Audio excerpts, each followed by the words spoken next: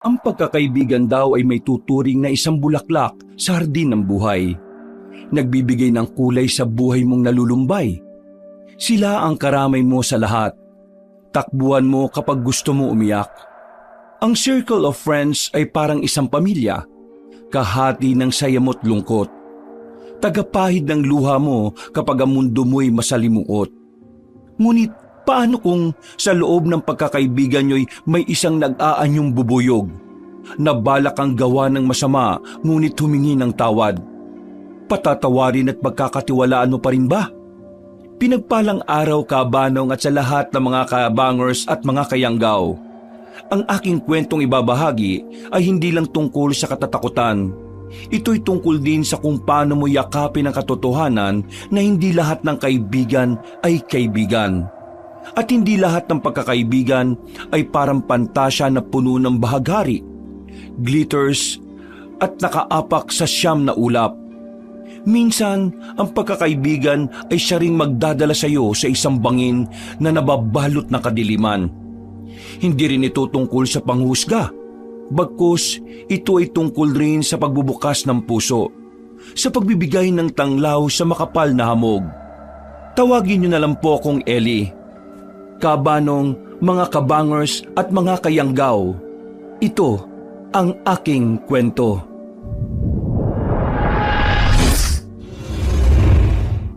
Bago nga pala magsimula ang ating kwento, sana'y mapindot niyo muna ang subscribe button at ang notification bell para lagi kayong nanonotify pag may bago tayong mga kwento. At huwag niyo rin kalilimutan mag-like at comment. Napakalaking tulong po ito sa ating channel para mas makapagatid pa kami sa inyo ng mga magaganda at mga nakakapangilabot na mga kwento. At ngayon, sa ating pagpapatuloy. Taong 1997, Luzon. Alam mo, Shari, mabait ang kababata kong si Allen. Promise, hindi ka mababagot sa kanya. Talaga mang okay lang sa kanya na kasama ko sa gala niyong dalawa? Of course, napakabait ni Allen kaya wala kang dapat na ikabahala, Shari. Makikita mo mamaya. I'm sure parating na yun. Filipino time kasi yung lalaki na yun eh. Lalaki ang best friend mo? Yup, wala namang issue doon, right? At isa pa, marespetong tao si Allen. Okay lang sa parents mo? Oo, okay naman sa kanila. At kilala na nila mami at daddy si Allen. Si Kuya Emil din, kilala din si Allen. Napatango na lang si Shari at ngumiti. Bagong kaibigan ko si Shari, Kabanong. Kasama ko siya sa trabaho. Noon kasi, Kabanong, bata pa lang ay nakakapagtapos ka na ng kolehiyo. Wala pa kasing senior high sa sekundarya noon. Pagkatapos mo ng 4th year ay magka-college na kagad ang mag-aaral. Ang mahirap lang noon ay ang pag-a-apply ng trabaho. May standard kasi ang Pilipinas lalo na kapag sa malaking kumpanya ka magtatrabaho. Matagal na ba kayo magkaibigan ni Allen, Ellie? Mga bata pa lang kami, Shari, kaibigan ko na siya. Kinder pa lang yata kami, magkaibigan na kami. Hanggang ngayon. Mabuti, hindi ka pinagsisilosan ng mga nagiging kasintahan niya. Huh? Ako? Napatawa ko bagya sa tanong niya na kanya rin namang ikinagulat. Huh? Ako?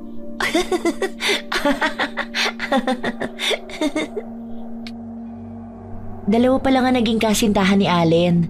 At so far, mga kaibigan ko naman sila. At isa pa, kapag may kasintahan si Ellie, nagsiset ako ng boundary as friend. Kaya malaki ang tiwala nila sa'yo. Ngayon ba, Ellie, may kasintahan pa rin si Allen? Napatingin ako sa kanya, Kabanong. Masyado kasi siyang curious sa kaibigan ko. Panay kasi ang tanong niya na lihim ko na lang ikinangiti. Inisip ko na lang na baka nais lang din niyang makilala si Allen.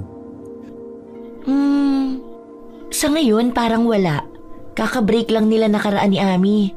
Nahuli ata niya nag-cheat. I'm not sure. Napansin ko, Kabanong, na hindi na umimik si Shari. 3 linggo ko palang kakilala si Shari. Bagong lipat siya sa lugar namin at kasama ko pa sa trabaho. Mabait naman siya. Tahimik, mainhin at maganda. Kabaliktaran ko siya, Kabanong. Ako kasi, boyish ako. Minsan, para akong lalaki magsalita o depende sa mga kausap ko. Kaya siguro, hindi ako pinagseselosa ng mga naging nobya ni Allen dahil parang lalaki niya ako kung tratuhin. Napatingin ako sa labas nang may pumaradang sasakyan. Napangiti pa ako nang makilala kong sino. Lumabas ako at sinalubong siya. Nag-appear pa kami na parang magkumpare. Bra, kahit kailan, Pinoy ka talaga. Pinoy naman talaga ako eh. Mukha lang akong dayuhan. Ang kapal mo. Halika na nga, may ipapakilala ako sa'yo. Maganda ba? Kahit kailan talaga. Halika na nga, ang bagal mo, kanina pa ako naiinip. Pumasok na kami sa bahay Kabanong. Sabado kasi noon, kaya wala kaming pasok. Si Allen naman ay day off din niya sa pinapasukan niya sa kumpanya lang din nila. Owner kasi ng isang kumpanya ang tatay niya sa panahong yon. Kaya typical rich boy ang atake ni Allen, pero napaka-humble na tao. Dali, Allen, kumain muna tayo bago umalis. By the way, Allen, my friend, siya pala si Shari, katrabaho at kapitbahay ko rin. Diyan lang ang bahay nila, 3 bahay mula rito. Shari, this is my best friend, Allen. Nagkamaya naman sila Kabanong at simpleng batian. Pakunway, ibinalik din ni Allen ang atensyon niya sa akin. Ngunit nang mapansin kong tila na out of place si Shari, ay tinawag ko siya. Uy, Shari, huwag ka mahihiya kay Allen ha. Ganyan lang talaga siya kapag bago sa paningin niya. Kunwari nahihiya, tahimik at pakimikimi, pero makikita mo, ikaw lang mananawa sa kakulitan niya. Sobra mo naman akong ilarawan, bro. Ganyan ba ako kagwapo sa'yo? Gwapo mo mukha mo. Ang gwapo si kuya dyan. Mahilig ka talaga sa mukhang tatay eh, no? Kaya no boyfriend since birth ka eh. Ay ano naman? Nagtawa na naman kaming dalawa habang si Shari ay pangiti-ngiti lang. Gets ko ang hiya ni Shari Kabanong. Ganyan din ako nung una akong malipat sa department namin. Ikaw ba, Shari, may boyfriend ka na? Ha? Wala pa eh. Hindi pa ako nagkaroon ng boyfriend. Masyado kasing maigpit ang mga parents ko. So ano yun? Para ka rin si Ellie? Bahay at paaralan lang? Ha? Oo eh. Parang gano'n na nga. Ikaw lang naman ang magala, Allen. Ay naku, bilisan na natin ang makaalis na tayo. Matapos naming kumain, ay agad kaming umalis. Wala naman ang mga magulang ko't parati silang abala. Si kuya naman, baka nasa galaan kasama ang kaibigan niyang si Kuya John. Kadalasan, mga kasambahay lang ang kasama ko sa bahay.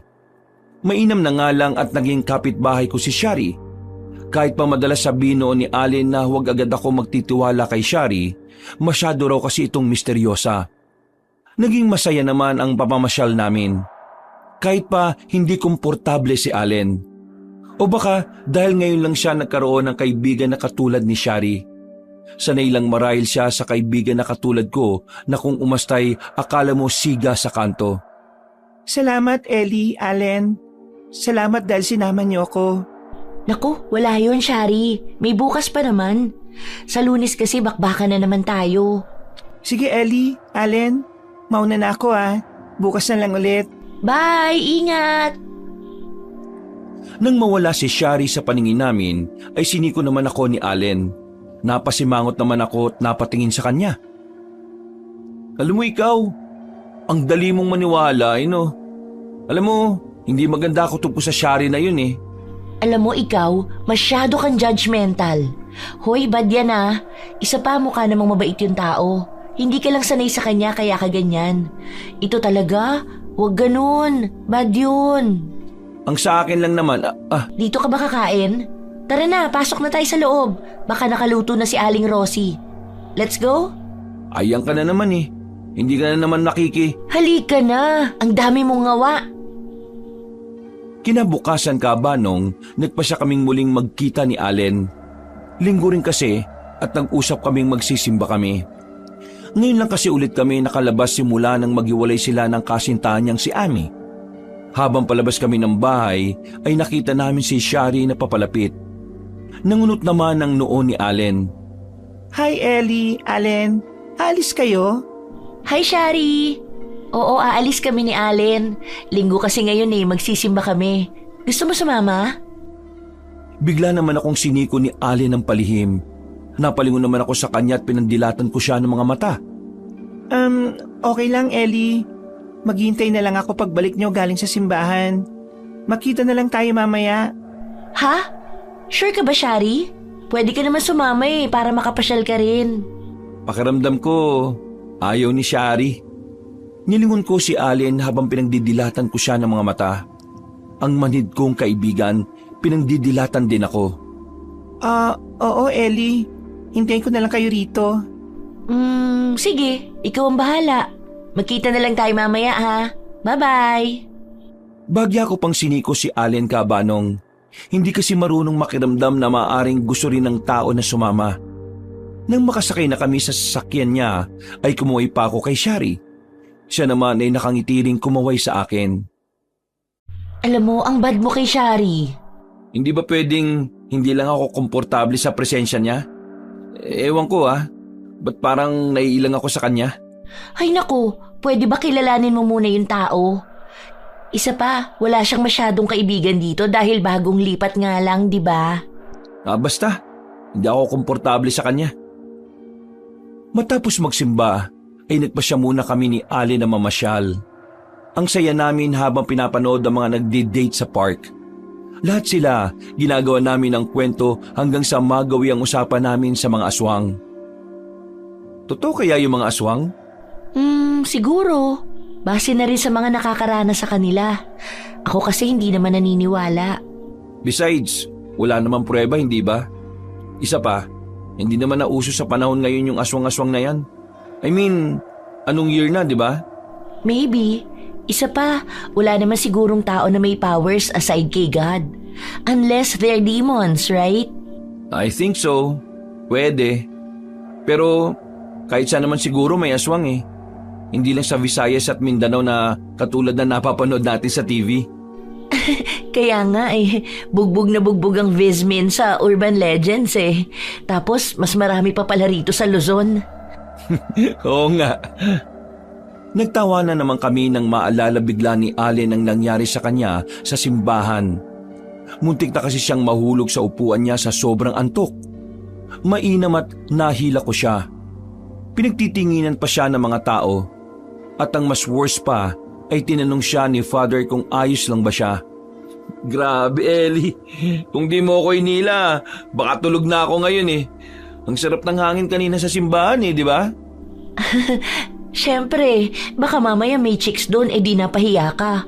Chicks? Parang yung ex ko na pinagpalit ako sa iba? Hoy, huwag ka magdrama dyan. Hayaan mo na yung nakaraan. Nagulat na lang si Allen Cabanong nang akbayan ko siya ng bigla. Napatingin pa siya sa akin habang ako malamig na nakatingin sa di kalayuan. Allen, tignan mo. Speaking of the devils. Sinundan ni Allen ang tingin ko. Sa hindi kalayuan, naglalakad ang ex-girlfriend ni Allen na si Amy. Nakaakbay sa isang lalaki. Pareho silang masayang nagtatawanan at mukhang sobrang komportable sa isa't isa. Tila bumalik ang lahat ng sakit kay Allen Cabanong. Ang mga mata niya ay nag-iba ang kulay. Naging malungkot at puno ng panghihinayang si relasyon nila na si Amy din ang naglagay ng lamat. Hinawakan ko sa balikat ang matalik kong kaibigan para pakalmahin siya. Allen, kalma lang Sabi niya focus muna siya sa karir niya. Sabi niya ako lang ang gusto niya. Pero ngayon, pinikit ni Allen ang kanyang mga mata Cabanong at pilit na pinipigilan ng luha. Mas lalong humigpit ang hawak ko sa balikat niya para pakalmahin siya. Mahal na mahal kasi niya si Amy Cabanong. Si Amy lang ang babaeng nilaanan niya ng panahon at katapatan. Si Amy din ang dahilan kung bakit medyo iwas ako nung sila pa. Respeto ko rin sa relasyon nilang dalawa. Nakita mo? Hinding-hindi ka niya inuna. Mas pinili niya ang... Pero bakit, Ellie? Hindi ba ako sapat? Ginawa ko naman ang lahat, hindi ba? Every single thing na hiningi niya, binigay ko. Pero bakit ganyan kabilis siyang makahanap ng kapalit? Sa puntong yon, Hinarap ko siya kabanong na seryosong mukha ko. Allen, tumingin ka sa akin. Huwag mo nang tanungin kung bakit. Huwag mo nang tanungin kung sapat ka o hindi. Sapat ka. Sobra pa nga eh. Ang problema, hindi niya nakita yun. At hindi mo kailangan magpakababa sa paningin niya para lang maging sapat sa iba. Gets mo ba? Medyo natigilan ako nang makita ko nang nag-uunahan na ang mga luha niya. Napatingin pa ako sa paligid dahil baka mamaya ako pa ang mapagbintangang nagpaiyak sa kanya. Ang sakit, Ellie. Ang sakit pa rin. Akala ko okay na ako eh. Akala ko wala na. Pero bakit? Bakit parang first day pa rin ng breakup namin?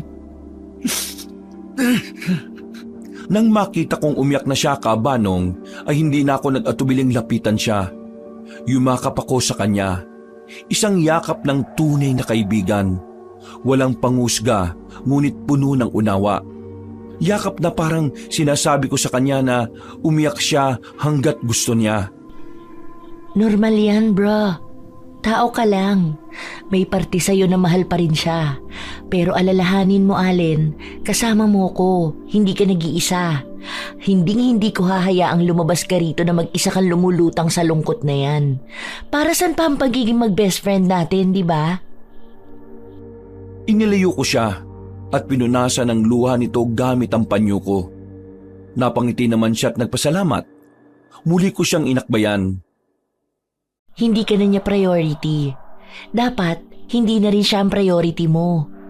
Bumangon ka. May dalawang paa ka. Ilakad natin yan palayo sa nakaraan na yan. Hirap naman kung dalawang kamay mo ang ilakad natin, di ba? Napatawa siya sa sinabi ko kabanong at tinampal pa ako bagya sa braso na ikinatawa ko na rin. Oh, di ba natawa ka? Tumingin si Allen sa akin kabanong.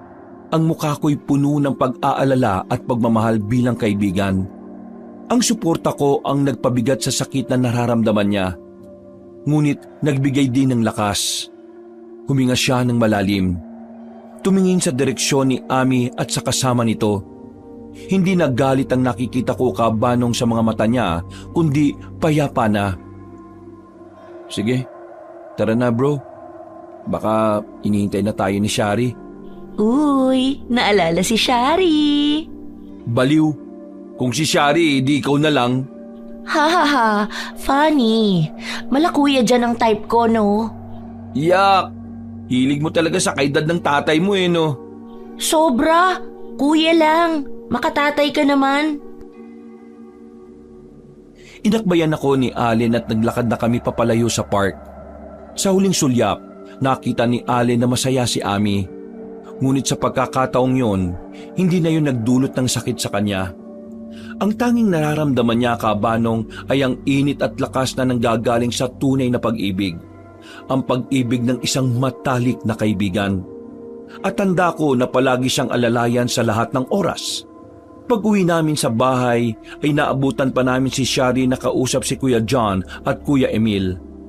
Napalingon naman sila sa akin nang tawagan ako ni Kuya Emil. Si Shari naman ay nakangiti nang makita kami.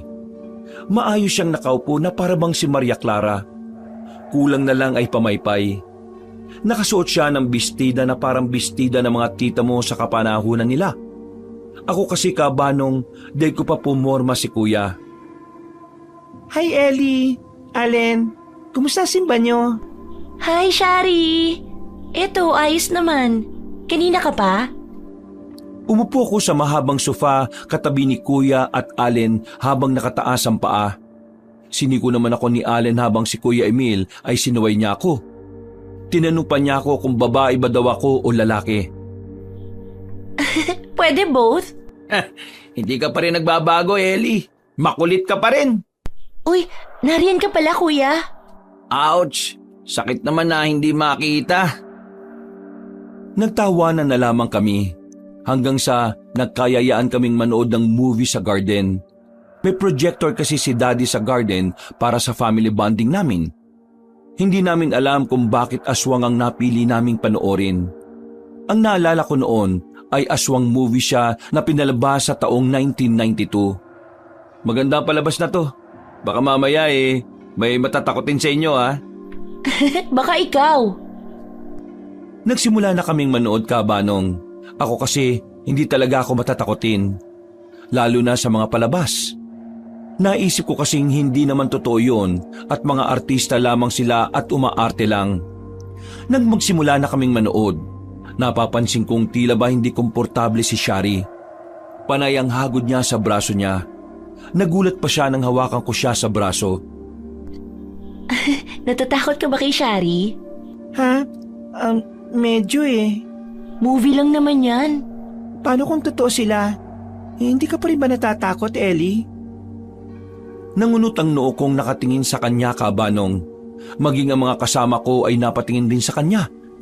Napatingin naman siya sa kanila at agad na tumawa ng bagya. Si Allen naman seryoso lang na nakatingin sa kanya. Kung halimbawa totoo sila. Natapos namin ang palabas na ang iingay ng mga kasama ko. Nagtatawanan pa kami habang nakaupo pa rin sa garden ni Daddy. Nag-open si Allen na aswang din ang napag-usapan namin kanina. Hanggang sa makita namin ang aswang na ex-GF niya na ikinatawan naman namin. Aswang ang girlfriend mo? Kailan mo nalaman at anong lahi?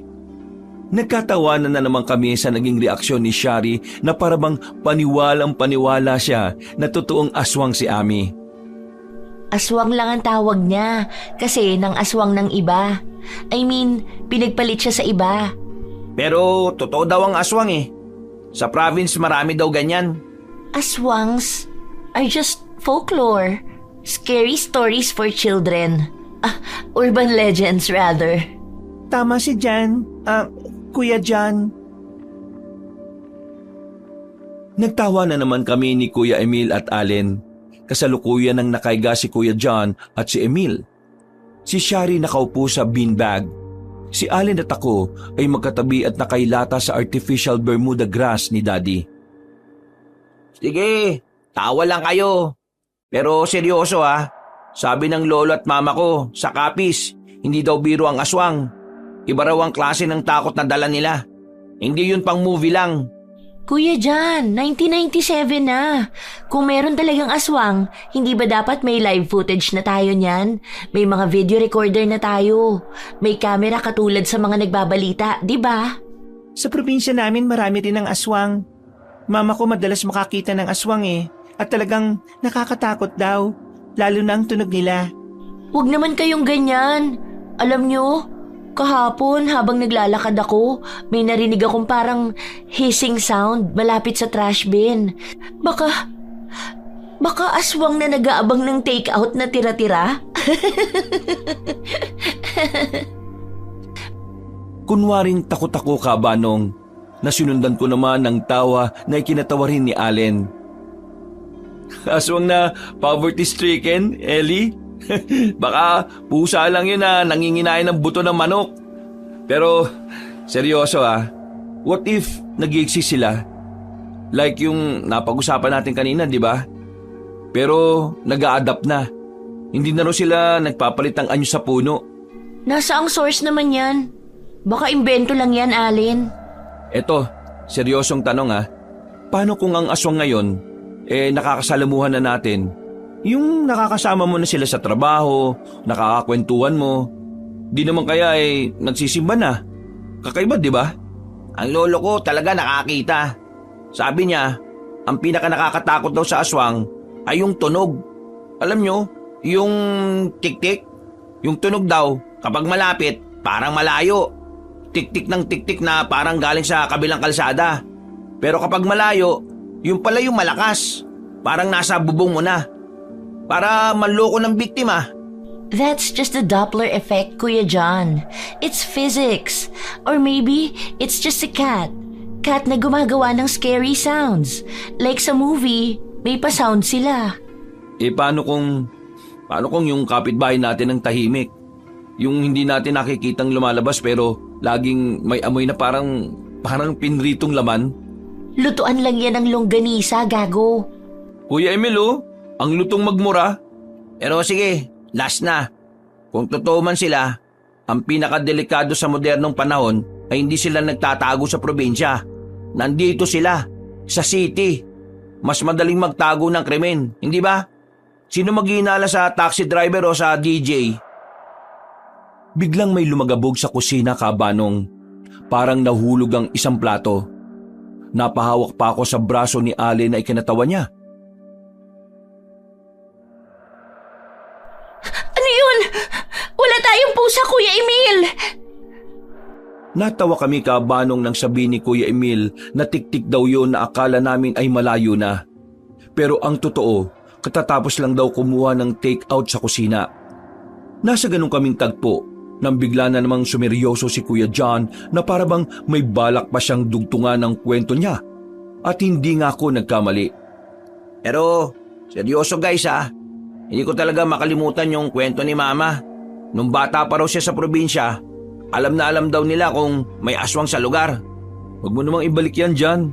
Kagagaling lang natin sa movie marathon Pag uwi ko mamaya, sino kasabay ko maglakad? Hatid mo ba ako, Super Ellie? Huwag kang OA, Allen. Yung pinanood natin, gawa-gawa lang yun. Pangsine.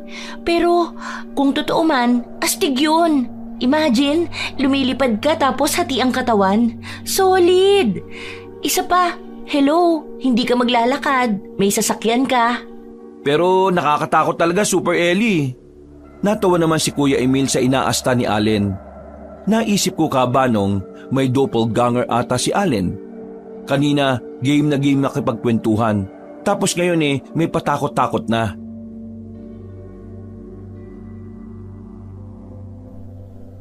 Allen, maniwala ka sa akin. Ganyan lang yan kasi naimpluwensyahan ka ng aswang movie. Walang aswang. Psychological lang yan. Sabi ni Mrs. Reyes sa science class natin noon, di ba? Yan daw ay mass hysteria lang. Hindi, iba yun. Sabi ni Mama, dun sa kanila, paggabi, hindi talaga pinapalabas sa mga bata. Lalo na pag may bagong dating sa lugar. Kasi daw, ang aswang, hindi ka gugulatin. Tatawagin ka nila. Parang may kumakanta. Parang si Aling Puring, yung laging nakaputi at hindi mo makitang lumabas ng tanghali. Siguro, gabi lang siya umaalis para magbenta ng kakanin niya. Baka bait yun, tapos dadakmain ka. Allen, baka masama lang talaga ang kutis ni Aling Puring sa araw. O baka naman night shift siya. Huwag kang paranoid.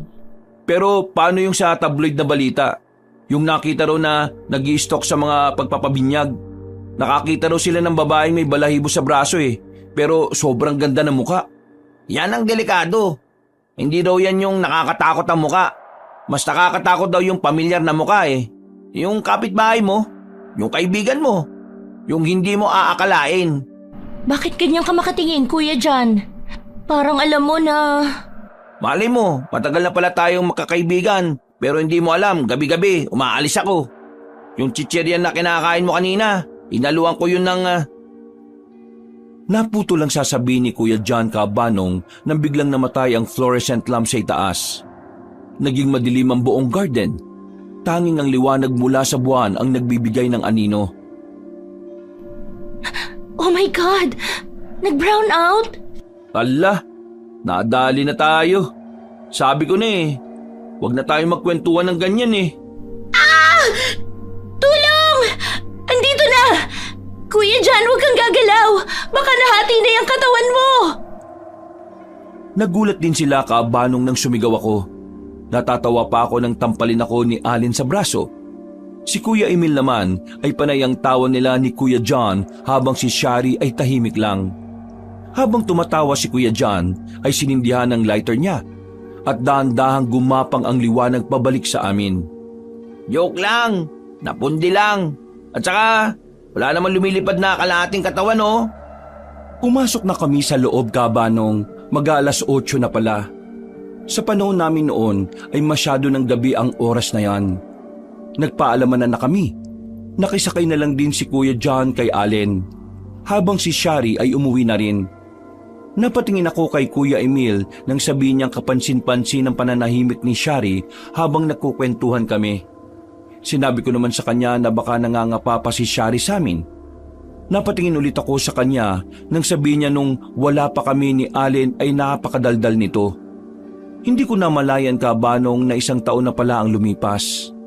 natagpuan ko na lamang ang aming sarili na malapit na ni Shari at ni Allen sa isa't isa. Masaya naman ako kabanong dahil kahit papaano ay hindi na masyadong boring ang friendship namin. Sila Kuya John naman ay madalas na rin naming nakakabanding. Lalo na nung nagkaroon ng girlfriend si Kuya Emil. Naging busy ito kay Karen na sa panahong ito ay Karen din ang ugali. Ganyan siguro talaga kabanong ang papel ng kaibigan. At parang baliwala na kapag masaya na naman ang kaibigan mo. Tapos ikaw pa ang mag-a-adjust if ever na magkaroon ng kasintahan ng kaibigan mo, lalo na kapag opposite sex kayo sa loob ng friendship. Nasa bahay kami kabanong, kami ni Kuya John. Hinihintay kasi namin si Allen. Napag-usapan kasi naming magbabakasyon sa lugar nila Shari sa Nueva Ecija. Habang naghihintay kami sa dalawa, ay naisipan naming magkwentuhan na lang muna ni Kuya John habang nagkakape. Ang tagal naman ng dalawang yun. Hindi na mapag-iwalay. Mabuti nga gumaan na loob niya kay Shari eh. Ang weird, no? Matanda tayo, mas dumadami ang friends natin. Mas nagiging busy sa work. Pero ang totoo, ilang tao na lang talaga ang sure mong tatawagan mo pag may real life crisis. Ibig mong sabihin, kuya, quality over quantity? Kasi, true yan. Naisip ko lang, ang dami nating kilala, pero yung mga tunay na kaibigan, sila yung mga low maintenance. Low maintenance? Paano mo na-define yun?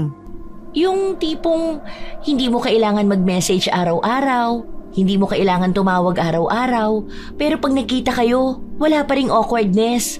Parang kahapon lang kayo nag-uusap. Yun ang astig, di ba? Walang pressure. Oo nga. Hindi na tayo squad goals na laging sabay-sabay tulad nung nakaraang taon. Ngayon, mas support system na tayo eh. Alam mong kahit mag-beep ka ng 3 AM na pre, kailangan ko ng tulong.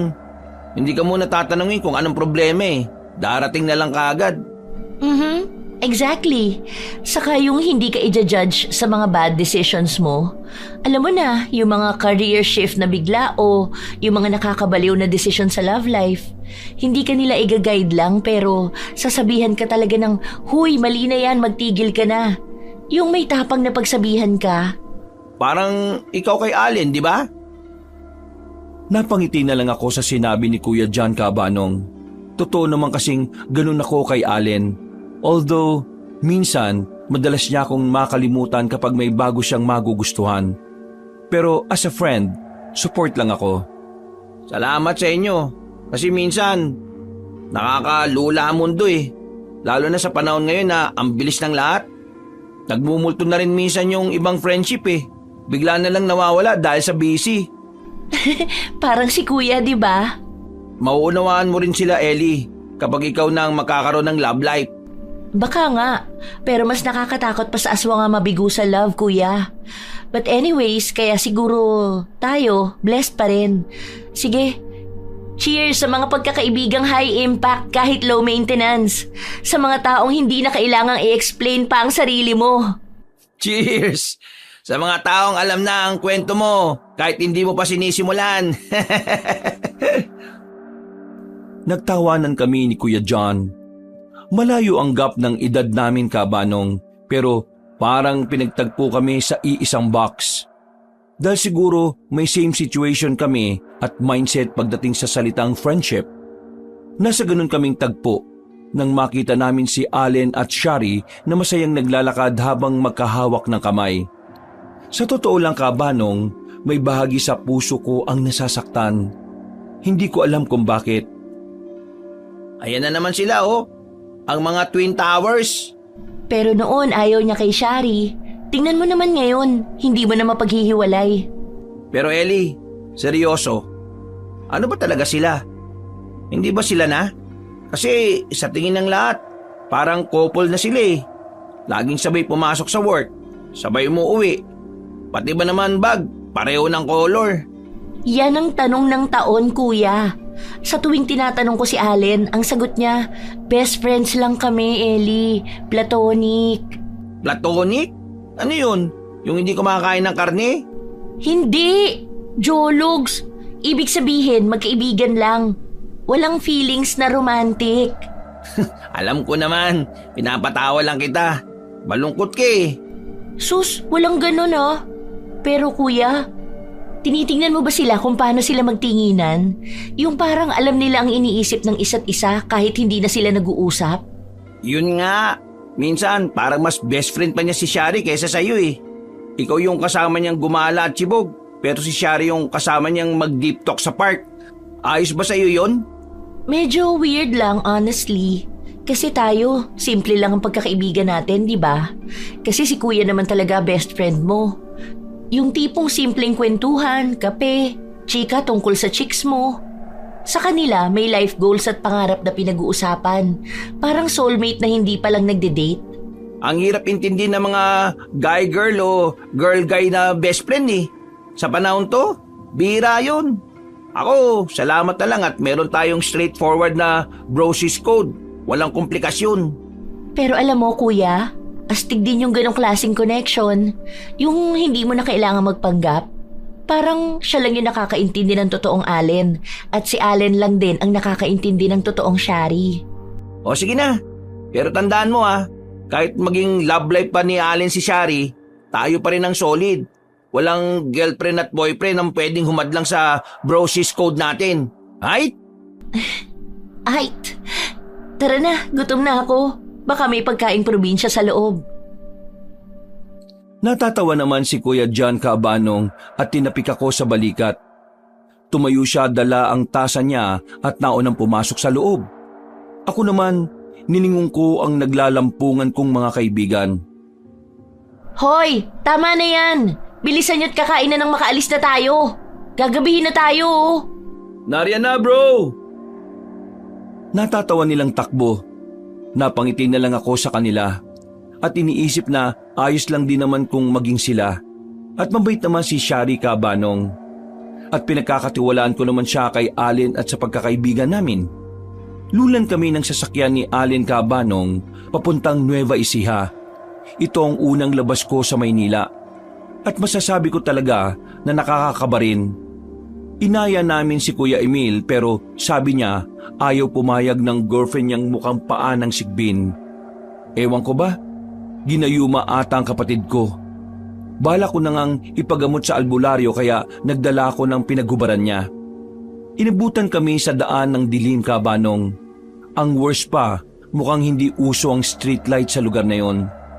Nasiraan pa kami sa gitna ng daan, dahilan para huminto kami dahil aayusin nila Kuya John at Allen ang sasakyan. Habang kami ni Shari ay nasa loob lang. Isang isolated at pitch black na daan. Malapit sa border ng Bulacan at Nueva Ecija kami nasiraan, Cabanong. Ang tanging ilaw ay nanggagaling sa hazard light ng lumang sasakyan ni Allen na Toyota Corolla. Malamig at tahimik ang gabi. Ang tanging maririnig ay ang huni ng kuliglig at ang malakas na paghinga namin na magkakaibigan. Wala, patay talaga. Mukhang overheated na. Tapos shorted pa yata. Naknantokwa naman Sabi na sana kinuha na lang natin yung Lancer ni Tito 9:30 na. Kuya John, gaano kalayo na tayo sa bayan? Hindi ba dapat nasa Kabanatuan na tayo? Wala pa, kasi yung nadaanan natin kanina, yung lumang gas station, mga 15 kilometers pa tayo sa pinakamalapit na baryo. Wala tayong signal, di ba? Walang pager, walang landline dito. Hindi natin matatawagin yung mga magulang natin. Sige, Ellie, ipaalala mo pa. Oo, wala tayong magagawa kundi maghintay na lang ng bus o jeep na dadaan dito. Pero wala namang dumaraan Napayakap ako sa sarili ko, Cabanong, at sa tanang buhay ko ay noon lang ako nakaramdam ng takot. Hindi sa aswang o maligno, kundi sa masasamang tao. Naknantokwa. Ano ba tong kotse mo, Allen? Wala nang buhay. 1998 na.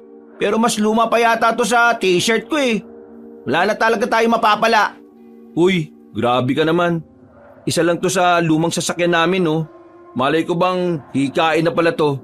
Isa pa, matanda pa to sa akin Ba't ka naman nagdala ng sasakyan ng mga ninuno mo? Dapat tong isang araw chinik mo muna yung makina niyan. Okay, fine. Kasalanan ko. Sorry na.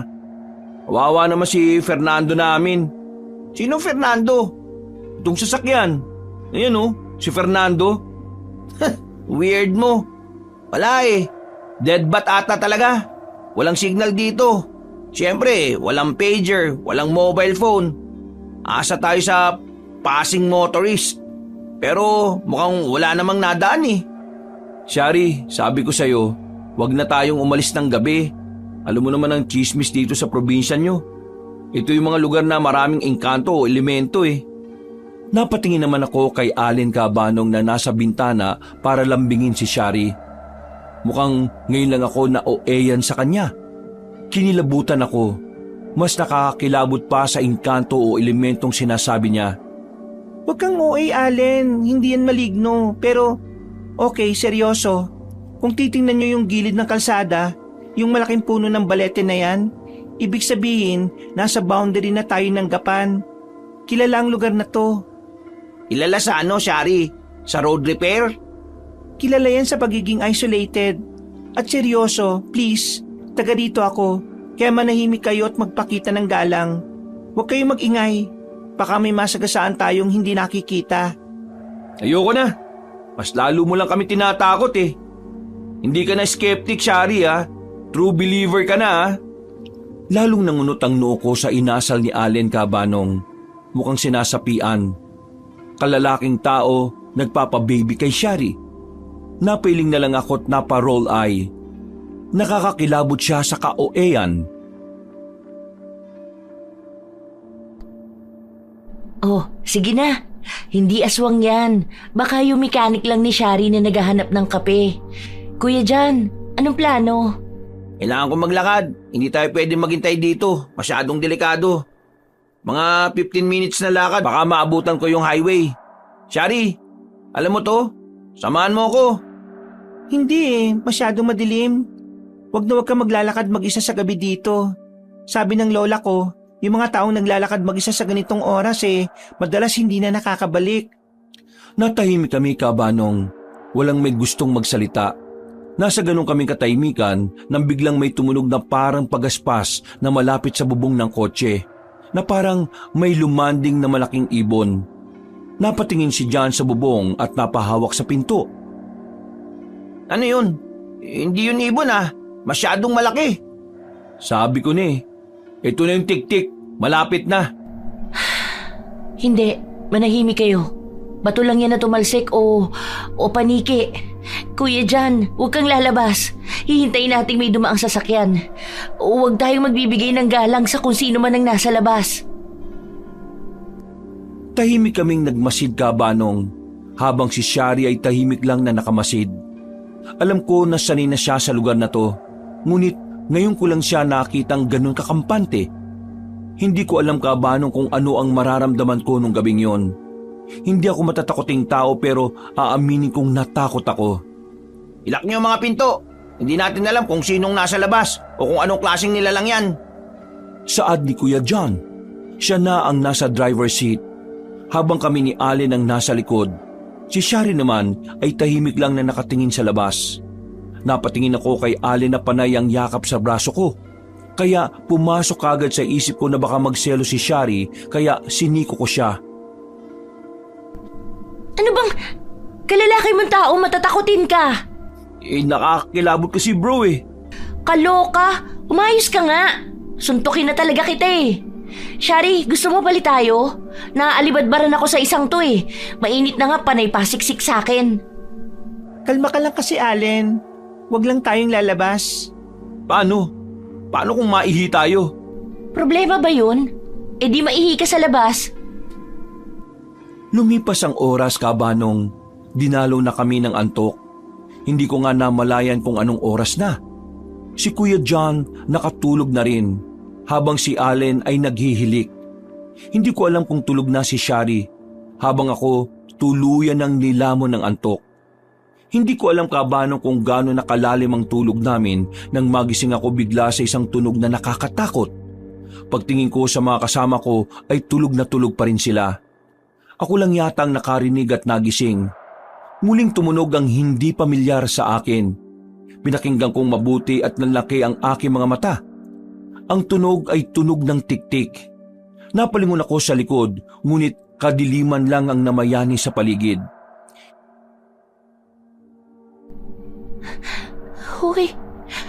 Kuya John!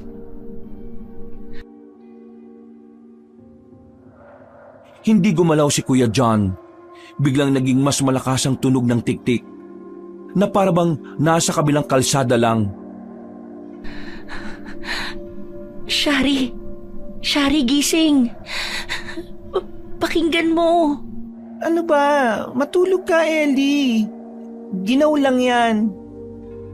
Sa sandaling yon, Kabanong, ang tunog ng tiktik ay biglang nawala.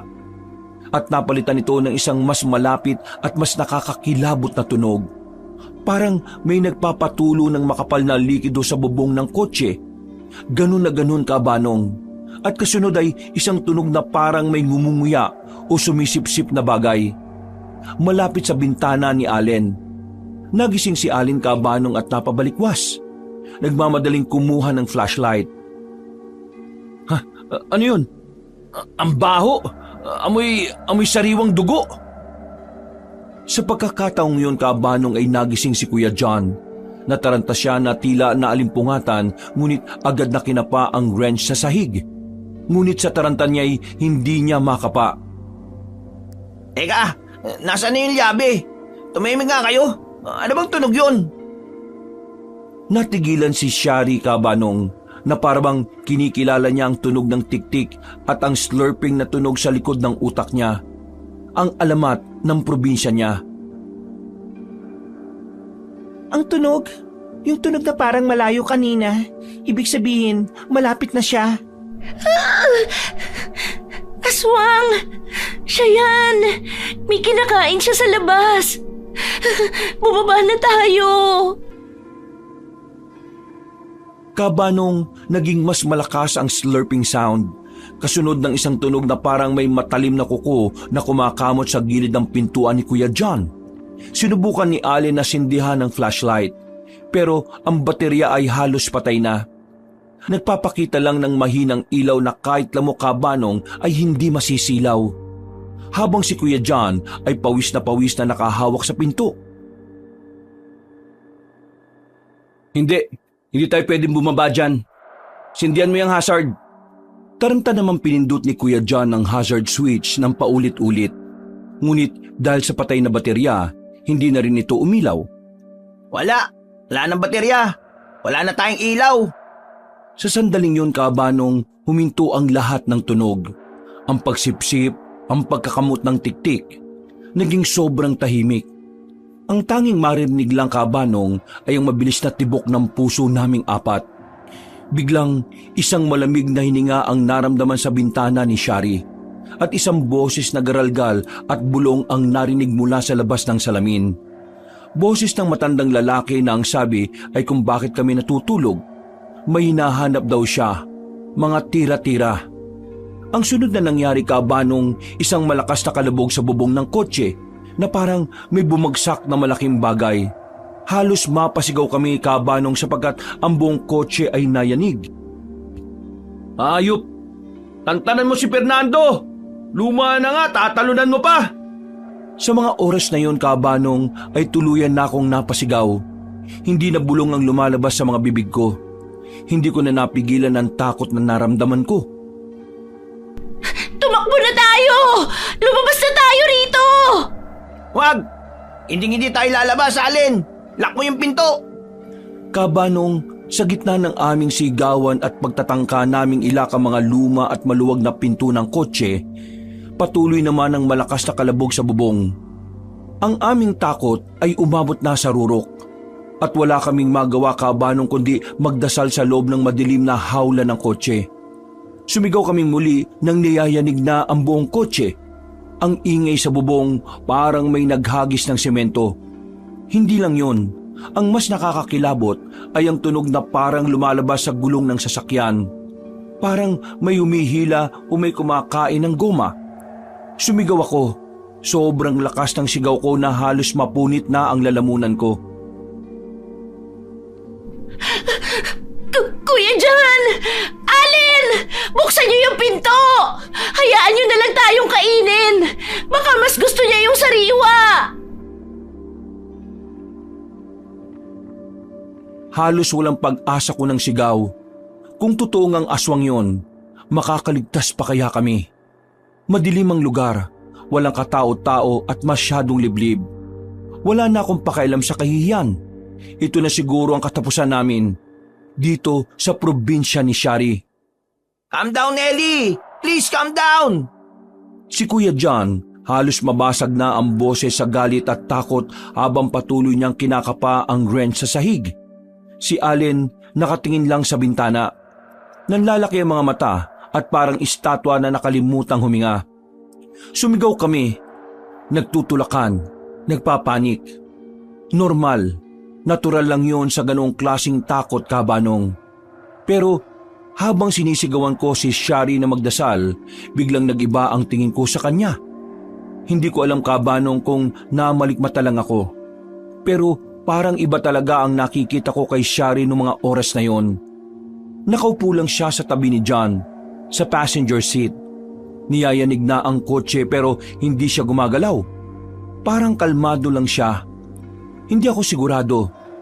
Tinitigan ko ang mukha niya sa mahinang dilaw na ilaw ng hazard light na papatay-patay. Na kanina ayaw umandar at ayaw gumana. Si Shari ang laging parang matatakotin sa aming magkakaibigan, Kabanong. Parang siya dapat ang pinakatakot ng mga oras na yon. Dapat ay umiiyak siya o sumisigaw.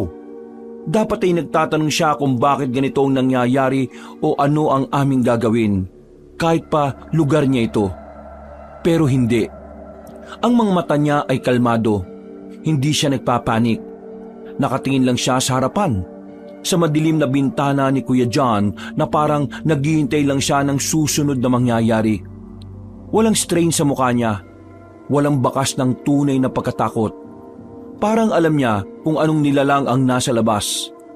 Parang pamilyar siya sa tunog. Naalala ko ang kwento niya kanina. Nakilala niya ang lugar na yon. Ang mga maligno at elemental na nagpapagala-gala. Naramdaman ko ang lamig na biglang kumalat sa akin. At hindi na ito galing sa gabi. Ito na ang pinakamasahol na takot na naramdaman ko. Mas matindi pa sa nilalang na sumisipsip sa labas. Si John ay patuloy na nagmumura. Si Allen ay umiiyak na. Pero si Shari, hawak niya lang ng mahigpit ang kanyang bag. Nakatitig sa dilim at may bahagyang kislap sa gilid ng kanyang mga mata. Hindi siya natatakot. Bigla kong napatigil sa pagsigaw. Napahawak ako sa braso ni Allen. Hindi ko to pwedeng sabihin kina John. Kung si Shari, ang kaibigan namin, ang taga-probinsya na ito, ay hindi natatakot, baka alam niya kung ano ang nasa labas. O mas masahol pa, baka alam niya kung sino ang nasa labas. Binalik ko ang tingin ko sa bubong at pilit akong sumisigaw ulit. Para lang hindi mahalata ng mga kasama ko na may mas nakakatakot pa akong napansin kaysa sa aswang na nasa labas. Ang takot ko ngayon ay hindi sa dilim ng kalsada, kundi sa katotohanan ng liwanag sa mga mata ng kaibigan ko. Nawalan ako ng malay. Kaming tatlo. Kinabukasan, ang unang naramdaman ko ay ang init ng araw sa pisngi ko. Unti-unti kong idinilat ang mga mata ko. Ang sakit ng lalamunan ko sa pagsigaw. Ang sakit ng likod ko sa pagkakabaluktot sa backseat. Pero ang paligid parang walang nangyaring masama. Ang sinag ng umaga ay napakaganda. Ang hangin ay sariwa. At ang huni ng ibon ay bumabagabag sa katahimikan. Walang pagaspas, walang nguya, walang kalabog. Parang nagising lang ako mula sa isang normal na pagtulog sa kotse. Hindi mula sa isang horror chamber. Si Allen ay tulog pa rin, nakasubsob ang muka sa dashboard. Si Kuya John naman wala sa driver's seat. Nakita ko silang nakatayo sa gilid ng kotse. Si Kuya John, si Shari at may kasama silang isang matandang lalaki. Lumabas ako ng kotse. Tanging ang shorts at t-shirt ko ang suot. Kinabahan ako. Sino yung matanda? Mukha siyang karaniwang taga-bukid. May suot na sombrero at long sleeves. Sa likod niya, nakaparada ang isang lumang Ford Fiera. Kulay asul na mukhang kaya pang tumakbo kahit saan. Kuya John, Shari, anong nangyari? Sino yan? Lumingon si Kuya John at ang mukha niya ay pagod pero kalmado. Oh, gising ka na pala, Ellie. Si Mang Topi ito, taga San Leonardo. Daan niya tong kalsada eh. Buti na lang nadaanan tayo. Titingnan niya raw yung makina natin. Hindi ko babanggitin kung saan sa San Leonardo. Ngunit sa panahong yon, medyo liblib ang lugar na yon. Ngunit kabanong sa kasalukuyang taon, masasabi kong isa na ang Nueva Ecija sa may pinakamagandang tourist spot sa Pilipinas na kay sarap puntahan. Diba, taga ron ka, Shari? Tanong ko kay Shari. Napansin ko namang nagkatinginan sila ni Mang Topi. Hinarap niya ako sa kangumiti. May kalayuan pa yung sa amin sa kanila, Ellie. At mukhang ngayon ko lang din nakita dito si Mang Topi. Napatungo lang ako, kabanong, at hindi kumbinsido. Di ko nalang pinahalata. Lumapit ako sa kotse at agad kong ininspeksyon ang bubong. Ang bintana, ang pintuan. Walang bakas ng gasgas. Walang kuko. Walang dugo. Walang bakas ng kalsada na parang hinukay. Kung may bumagsak sa bubong, dapat may yupi. Pero wala. Parang perfect ang kotse. Pero yung kagabi, yung kalabog, yung tunog, yung boses sa bintana ni Shari. Alam mo, Ellie, yan din ang una kong tiningnan paggising ko eh. At maging ako nagulat. Naisip ko, baka sa sobrang pagod natin, baka sabay-sabay tayong napanaginipan yun. Ang tindi ng stress natin. Hindi ako naniniwala, kabanong. Hindi yun panaginip. Naramdaman ko ang takot sa dibdib ko. Narinig ko ang sigaw ni Allen. Nakita ko ang static sa radyo. Nilingon ko si Shari. Nakatingin siya habang nakikipag-usap kay Manong Topi. Na parang walang nangyari. Parang nag-uusap lang sila tungkol sa presyo ng bigas. Dahil hindi ako naniniwala, kabanong, at malakas talaga ang kutob ko na may nangyari kagabi, ay lumapit ako kay Shari. Diretso kong hinarap si Shari habang pilit na pinapakalma ang boses. Shari, seryoso. Yung kagabi, yung sinabi ng boses sa labas, yung nilalang na humihinga sa bintana mo. Tumigil si Shari sa pakikipag-usap kay Manong Topi. Tumingin siya sa akin, kabanong, at ang mga mata niya ay kalmado, malinaw, at walang bakas ang nakakatakot na gabi. Yun ba, Ellie? Ikaw talaga? Sobrang mapraning ka. Sabi ko na sa'yo eh, yun ay dahil lang sa sobrang pagod. Siguro, dahil sa dami ng kwentong aswang na napag-usapan natin sa Manila pa lang, napanaginipan na lang natin yun ng sabay-sabay. Nakangiti siyang hinarap ni Mang Topi, kabanong. Di ba, Manong? Ang probinsya namin tahimik lang, walang gulo. Ang mga tikbalang at aswang, nasa Maynila na nagtatago. Kinilabutan ako, kabanong. Ang paraan ng pagtawa niya, ang paraan ng pagpapaliwanag niya. Ang ganda ng umaga ay nagiging nakakakilabot na background sa acting niya. Tinanggap ni John ang paliwanag ni Shari habang si Allen ay tulog pa rin. Pero ako, hindi. Tinitigan ko ang mga mata ni Shari. Ang takot na nararamdaman ko sa nilalang kagabi ay wala na.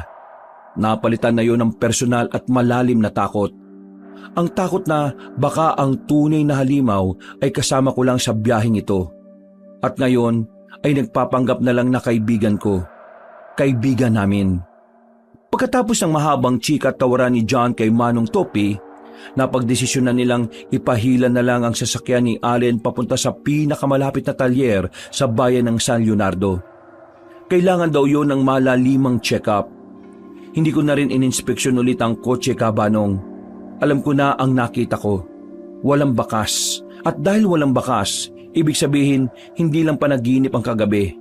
May nagtatago. At alam ko na kung sino, kabanong. O sige, Ellie, sakay na. Pasasabay tayo kay Manong Topi papunta sa bahay nila. Aayusin na lang to ni Manong bukas. Hindi pa ba tayo uuwi sa bahay nila, Shari? Baka sa susunod na araw, pag naayos na yung sasakyan. Madali lang naman. At sakto, bista sa lugar nila Mang Topi. Tumango ako. Naglakad ako papunta sa fiera ni Manong Topi. Isang lumang modelong kulay asul na ang amoy ay pinaghalong diesel, tuyong lupa at luma. Hindi yung kasing komportable ng sasakyan namin. Pero ngayon, parang ito na ang pinakaligtas na lugar sa mundo, Kabanong. Naupo ko sa likod, sa tabi ni Allen na parang zombie pa rin. Ayoko sanang tumabi kay Shari kaso no choice ako, Kabanong. Habang umaandar ang Fiera, maingay ang makina, pero mas gusto ko yun. Mas gusto ko ang tunog ng makina kaysa sa pagaspas ng pakpak kagabi. Tinitigan ko si Shari sa salamin. Nakangiti siya habang nakikipag-usap kay Manong Topi. Hindi mo iisipin na ilang oras lang ang nakalipas, Kabanong. Siya lang ang kalmado habang kami ay halos himatay na sa takot. O yan na yung bahay namin. Talaga po? Marami hong palamuti dito ah. Pista nga. O iha, maaari kayong manatili muna dito habang inaayos pa yung sasakyan ninyo. Malayo-layo rin yung sa inyo Bukid na yun eh. Oo nga po eh. Naisip ko, Kabanong, halos bukid na nga itong lugar nila. Ano pa kaya ang itsura ng bukid nila, Shari?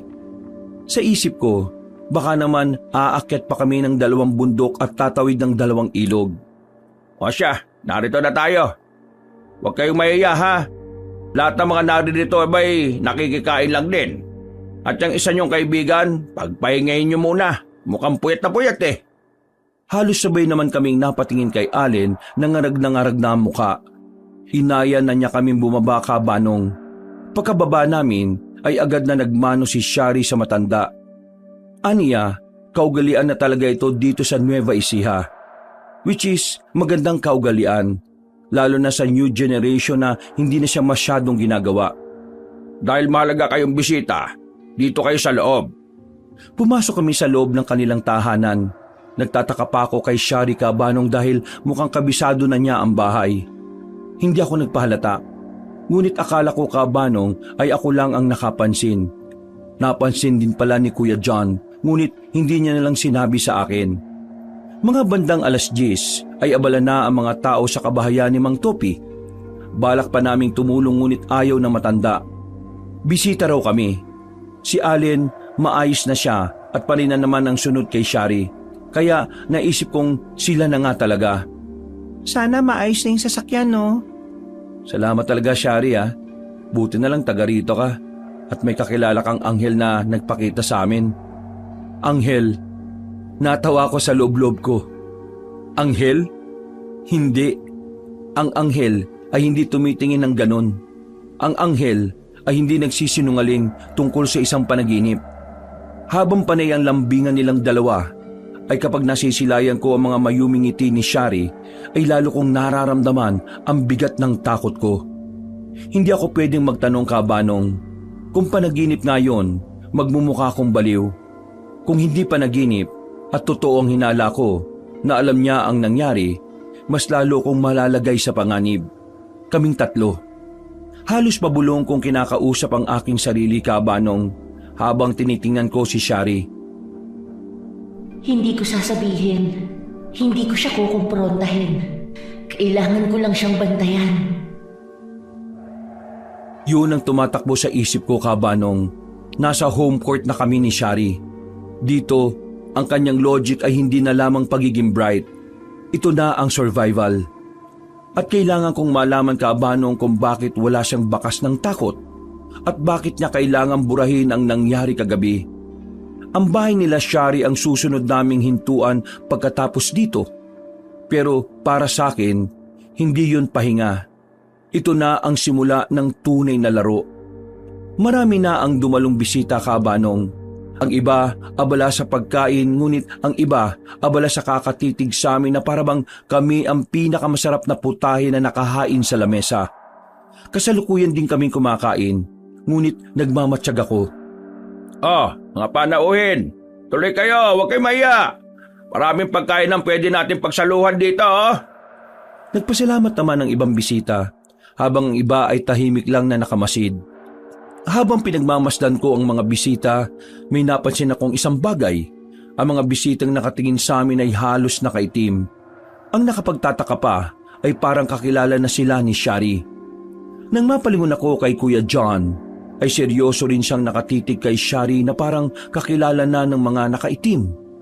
Magsasalita pa sana ako, ngunit sumenya si Kuya John na huwag maingay. Napatingin na lang ako ulit sa gawin nila Shari na seryosong nakikipag-usap sa mga nakaitim. Matapos kumain Kabanong, ay nagpasya kaming maupo ni Kuya John sa parang parke. Kunwari ay kasama kaming nag-uusap para hindi mahalata ng mga tao sa loob ng bahay na pinagdududahan namin sila. Alam naming nakatingin sila sa amin ngunit patay mali siya kami. Napatingin pa kami kay Shari na makalapit ito sa amin. Shari, may maganda bang pasyalan dito? Sinabi ni Shari ang lugar na magandang pasyalan. Inaya pa namin siya, ngunit ang saad niya ay kami na lang at nananawan na rin naman siya sa lugar nila. Halos lahat daw sa lugar na to, nagalaan na niya. Tinawag pa niya si Allen at sinabing sumama. Ayaw pa sana ng walang iya nang hilahin ko siya sa tenga. Sumama ka na. Pagpahingahin mo naman muna si Shari, bro. Let's go! Bye, Sha! See you later! Hoy, mag-ingat ka dyan sa boys ha. Maganda ka pa naman. Ikaw talaga, Ellie. Sige na, para makabalik kayo ng tanghalian. Kumuhay pa kami sa kanya bago umalis. Habang si Allen ay hila-hila ko sa damit niya habang kunwari inaabot ang kamay kay Shari. Nang makarating kami sa lugar na sinasabi ni Shari, ay tinulak ko si Allen sa inis ko sa kanya. Uy, aray ko naman! Manhid ka ba? Wala ka ba napupuna? Ang alin? Si Shari. May kakaiba sa kanya. Ipapahamak niya tayo. Ellie, kaibigan mo si Shari ha? Ganyan ka mag-isip? Malaki ang tiwala, ha? Mas una ko siyang pinagkatiwalaan kumpara sa pinagkatiwalaan mo siya, Allen. Ngunit hindi ako maaaring magkamali sa nakita ko. Duda ko kilala niya ang mga tao rito. Wow, Ellie! Pinagdududahan mo ang kaibigan mo? Siguro, nagsiselos ka lang dahil na kay Shari na yung atensyon ko. Huh? Gago! Sanay na ako na wala ang atensyon mo sa akin kapag may nakikilala kang bago. Sanay na ako nalalapitan mo lang ako kapag nasaktan ka, Allen. But, damn, Allen, this time worried ako sa mga buhay natin. Ewan ko sa inyo, labo nyo. Bahala na nga kayo. Hindi ko to sasabihin kay Shari for the sake of our friendship, Ellie. Sige na, enjoy. Umalis siya, Kabanong. Tila ba na inuokupahan na ni Shari ang utak ni Allen? Lumapit si Kuya John sa akin at inalo ako. Sinabi niyang hayaan na lang muna si Allen. Nasa ganun kaming tagpo, Kabanong, na may lumapit sa amin. Isang matandang lalaki na wari namin mga nasa 70 years old na. Aran-aran, tika berme! Nagkatinginan pa kami ni Kuya John, Kabanong, sa sinabi niya. Napatras kami bahagya dahil baka dinadasalan na niya kami ng itim na mahika. Huwag kayong matakot. Hindi ako masamang tao. Anong ginagawa niyo dito sa banwan ng mga taong hamog? Ano ho? Taong hamog! Sino po kayo? At ano po yung sinasabi niyo kanina? Ako si Austin. At ang sinabi ko kanina ay isa yung salita na ang ibig sabihin takpan ng lugar na ito. Isang mahika na di tayo makikita o maririnig ng mga taong hamog. Ano ba yung mga taong hamog? Hindi ko gets eh. Mga aswang. Napatakip ako ng bibig, Kabanong. Hindi nga po ako nagkamali sa aking nalaman. Kaya pala may kakaiba sa lugar na yun. Sumama kayo sa akin. Magtiwala kayo. Isang kubo, Kabanong, ang aming nakita. Hindi kalakihan ngunit masasabi kong napakaganda. Gawa ito sa kawayan at nipa. Pinatuloy kami ni Mang Austin dahil mas ligtas sa loob. Nang makapasok kami, ay namangha kami sa katiwasayan ng loob ng kubo. Maupo kayo. Mainam na manatili kayo rito at huwag nang bumalik sa bahay na yon. Ngunit, may kasamahan pa kaming naiwan doon, Mang Austin. Si Allen po ang matalik kong kaibigan at si Shari. Shari? Sharita Escobar? Opo, siya nga po. Mukhang nasa panganib nga yung Allen na kaibigan niyo. Si Shari ay anak ni Topi. Topi Escobar, ang pinuno ng mga taong hamog. Po? Pero, ang sabi ni Shari, taga-bukid pa siya. Ngunit ito na nga ang bukid. Ang bayan ay kung saan matatagpuan ang lumang munisipyo. Ay, Diyos ko! Allen! Ang Austin, sigurado ka ba talaga? Hindi kami makapaniwala eh. Si Shari, ang kaibigan namin, ang aswang na sinasabi nyo? Ang tagal na naming magkasama ni Shari. Nakikita kami halos araw-araw sa Maynila dahil magkapit-bahay kami. Kumakain kami ng sabay sa trabaho dahil ako lang ang malapit sa kanya. Wala kaming nakitang kahit anong kakaiba sa kanya maliban sa pagiging tahimik niya nung gabing sinalakay kami sa madilim na daan na sinasabi niyang panaginip lang. Sabay pa natin kumain kanina ng lechon eh. Hindi kaya... Nanlaki at parang masusukang saad ni Kuya John. Ako naman ay kinakabahan na rin sa isipin kabanong na baka tao ang lechon na kinain namin kanina. Ang pinakamasarap na pagkain ng aswang ay ang pagdududa. Yan ang nagpapababa ng inyong depensa. Ang lechon, yan ay para sa inyo. Iba ang kinakain niya. Napatingin si Mang Austin sa bintana na amin namang sinundan. Tanghaling tapat kabanong pero may hamog na nagpapakita sa labas. Nararamdaman ko ang amoy. Hindi lang yan simpleng amog. Ang amog na kinainan ay may lason sa mga kaluluwang walang proteksyon. Kaya ko kayo nilapitan dahil alam kong kailangan nyo ang tulong, hindi ba? May naramdaman kayong lamig kahit mainit ang panahon. May biglang pagkaantok. Ang agaan namin, parang nanlalambot ang tiyan ko pagkatapos namin kumain ng kare-kare na dala niya. Akala ko dahil lang sa pagod eh. Huwag mong sisihin ang kare-kare, Kuya John. Ang tanong, Mang Austin, paano? Bakit? At ang pinakamahalaga, si Allen. Gustong-gusto siya ni Allen. Si Shari. At pakiramdam ko, gustong-gusto rin ni Shari si Allen. Kinuha ang isang piraso ng kahoy na may ukit na kakaibang letra. Ang aswang ay nagpapakasal minsan.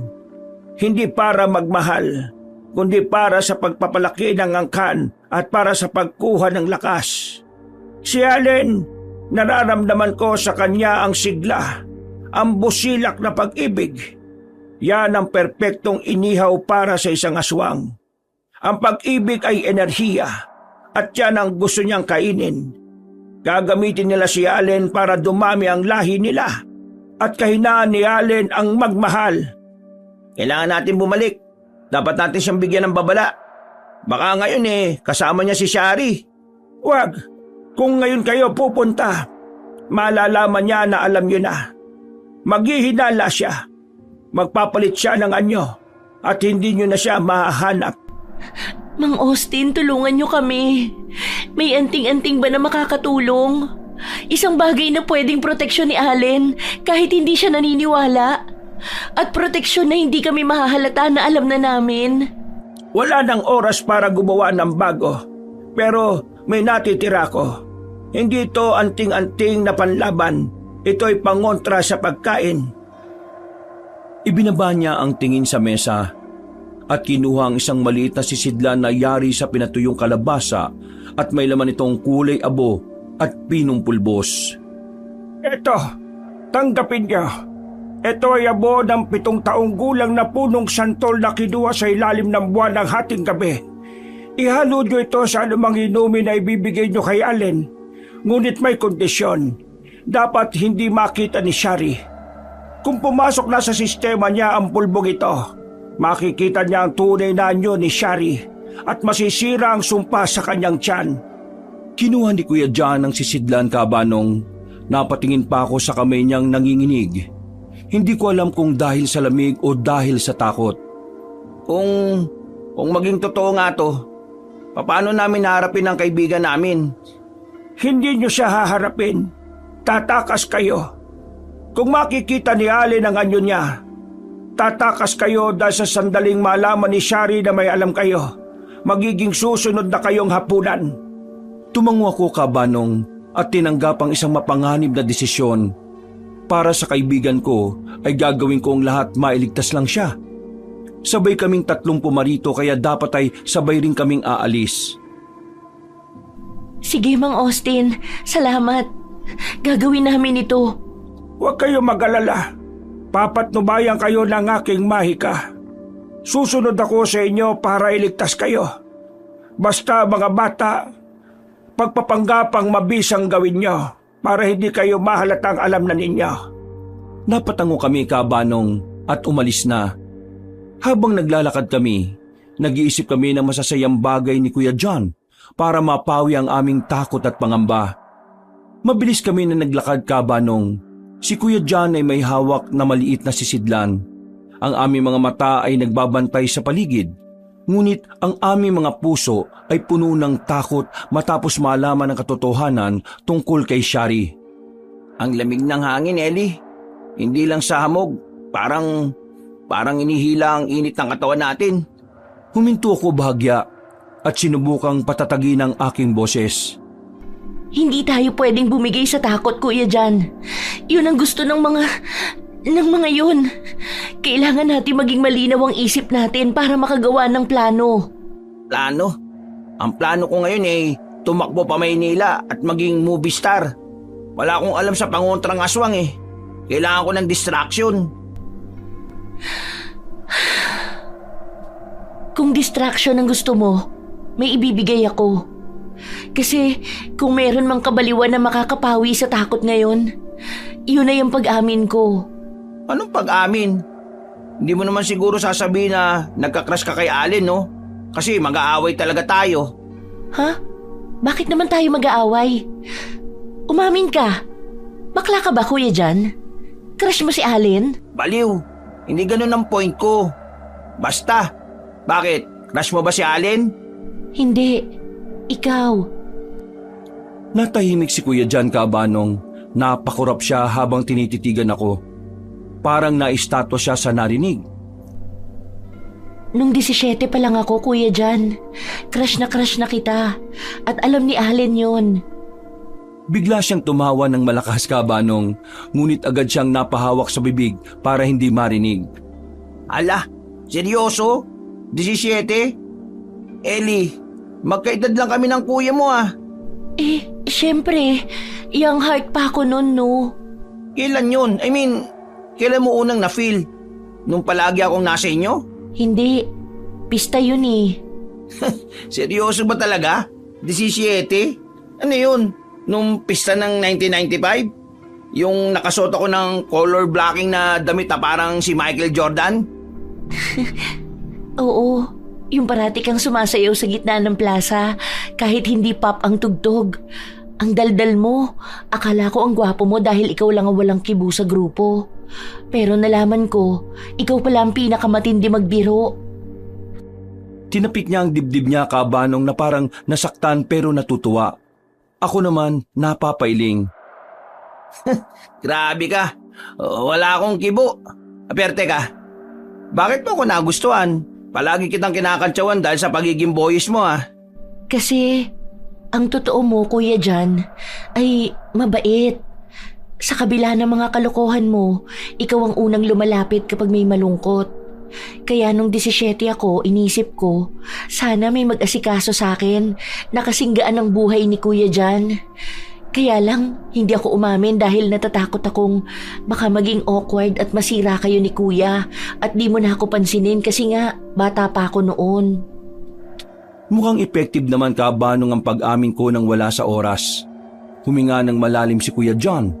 Nawala na ang takot sa kanyang muka. Pinalitan ito ng pagkamangha.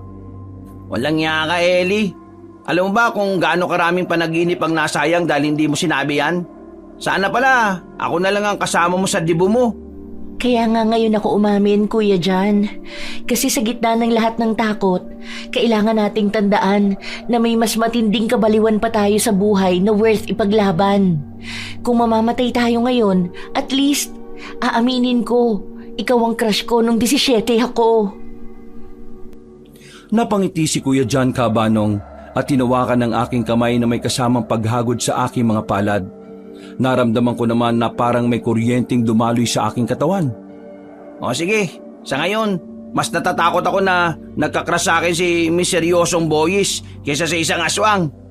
Pero alam mo, Ellie, sa pag-amin mo, nabawasan ng takot ko. Parang nabuhay ulit ako.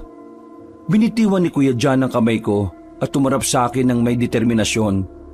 Tama, kailangan nating iligtas si Allen. At pagkatapos nun, Ellie, siguro pwede tayong mag-date kahit matanda na ako. Kaya mong harapin si Kuya Emil? Ang tanong, kaya mo pa rin ba akong mahalin kahit matanda na ako? 28 ka pa lang. Bata pa yun. Pagbalik natin sa Maynila, liligawan ka agad kita. Pagbabayaran mo yung nasayang kong mga panaginip ko na mahalikan ng mga labi mo. Napangiti lang ako, Kabanong. Masaya akong malaman na ang taong gusto ko ay gusto rin pala ako. Magkahawak kaming naglakad pabalik na parabang wala ng bukas. Panay ang tawanan namin nang makita namin ng papalapit na si Allen at Shari. Ayan na sila. O sige Ellie, ang performance mo Oscar worthy Ikaw ang magpatawa, Kuya Jan. Ikaw ang magiging cover. Bulungan naming hindi nawawala ang ngiti sa aming labi. Panay ang harutan naming dalawa habang papalapit si Allen at Shari. Oh, ayun na pala ang mga lovebirds Mukhang kayo nga ang lovebirds eh. Kanina pa namin kayo hinahanap. Akala ko umuwi na kayong dalawa eh. Paano naman kami uuwi? Nag-usap lang kami, Allen. Ang daming kwento ni Ellie. Hindi ba, Ellie? Anong meron? Mukhang ang lalaki ng ngiti nyo. Anong pinag-usapan nyo? Nagkatinginan kami ni Kuya Jan, Kabanong. Ito na ang pagkakataon namin para magpanggap. Napahalakak ako na parang kinikilig. Hindi pa ito nakita ni Kuya Jan sa akin na ugali ko. Kaya para rin siyang matatawa. Ay naku, Shari. Hindi mo alam. Si Jan kasi, ang babaw ng luha. Huwag mo naman akong ipapaya. Pero oo, ang ganda pala ng flashback namin ni Ellie. Ang tagal na namin magkaibigan pero ngayon ko lang nalaman. Huy, Gagi. Sikreto lang natin yun. Nakakahiya. Nakakayang, Alin. Basta, tara na nga, Shari. Hinila ko si Shari na ikinagulat naman niya. Alam mo, Kabanong, ang paraan ng paghila ko ay yung gusto ko siyang ihambalo sa lupa para di niya mahalata at agad akong pumulupot sa braso niya at bumulong. Umami na siya. Nakrush niya ako. Talaga?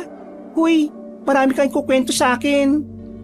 Hinahapunan, Kabanong, ay tahimik kaming nakaupo sa malawak na hardin nila Shari. Habang sa kabilang panig naman ng hardin ay ang mga taong kumakain. Gutom ako pero tiniis ko. Sa takot na baka tao ang kinakain namin.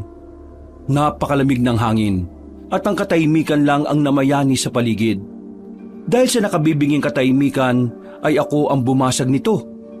Natatakot man ay pinilit kong maging kampante. Grabe, parang kailan lang ano. Tingnan mo naman tayo ngayon, dito sa hardin ng kababayan ni Shari. Ilang taon na rin ano? Oo nga, sino mag-aakala? Ang ingay nating apat nung nanonood tayo ng movie sa bahay nyo. At ikaw, Shari, ikaw ang pinaka hindi naman ma-research dati. Sobrang tahimik mo at laging naka-poker face. Hay nako, Allen, siguro nga. Pero alam nyo, si Ellie talaga ang dahilan kung bakit ako na-involve. Kung matatawag man natin yon.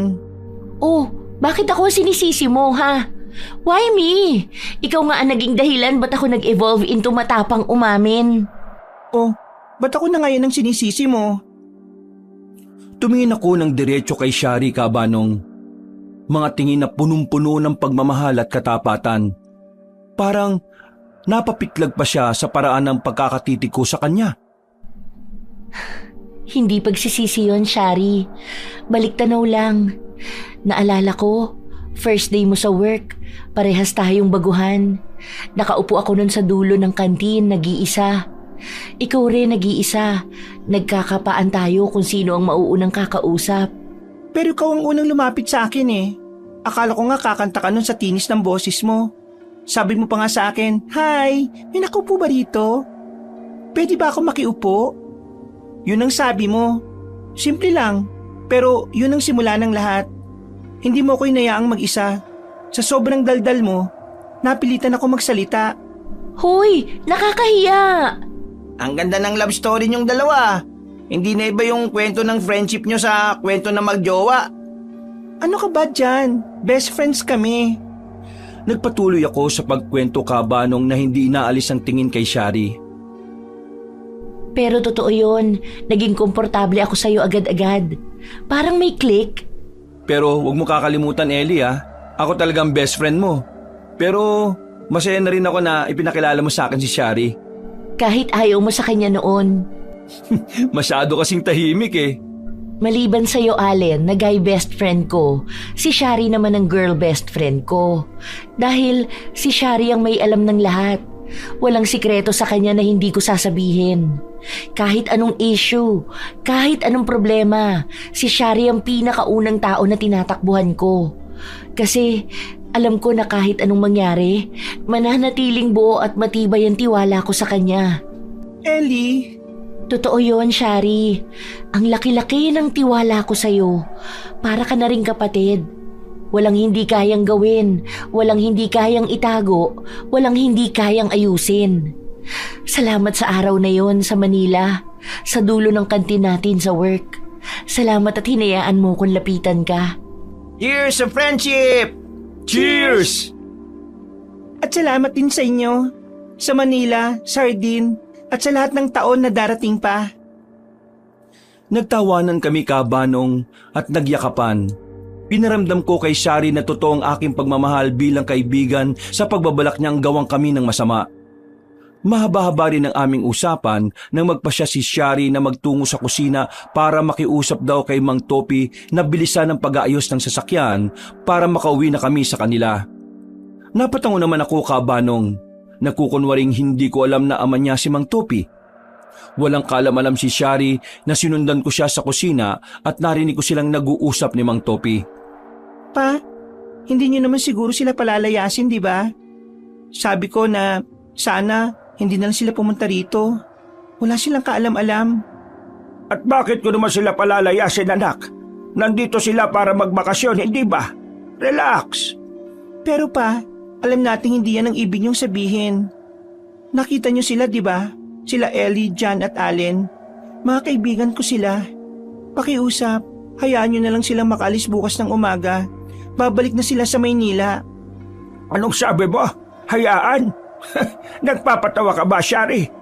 Matagal ko nang hinahanap ang pagkakataong ito. Nandito sila sa teritoryo natin, sa mismong bahay natin. At gusto mong pakawalan ko sila? Dahil wala silang kasalanan pa.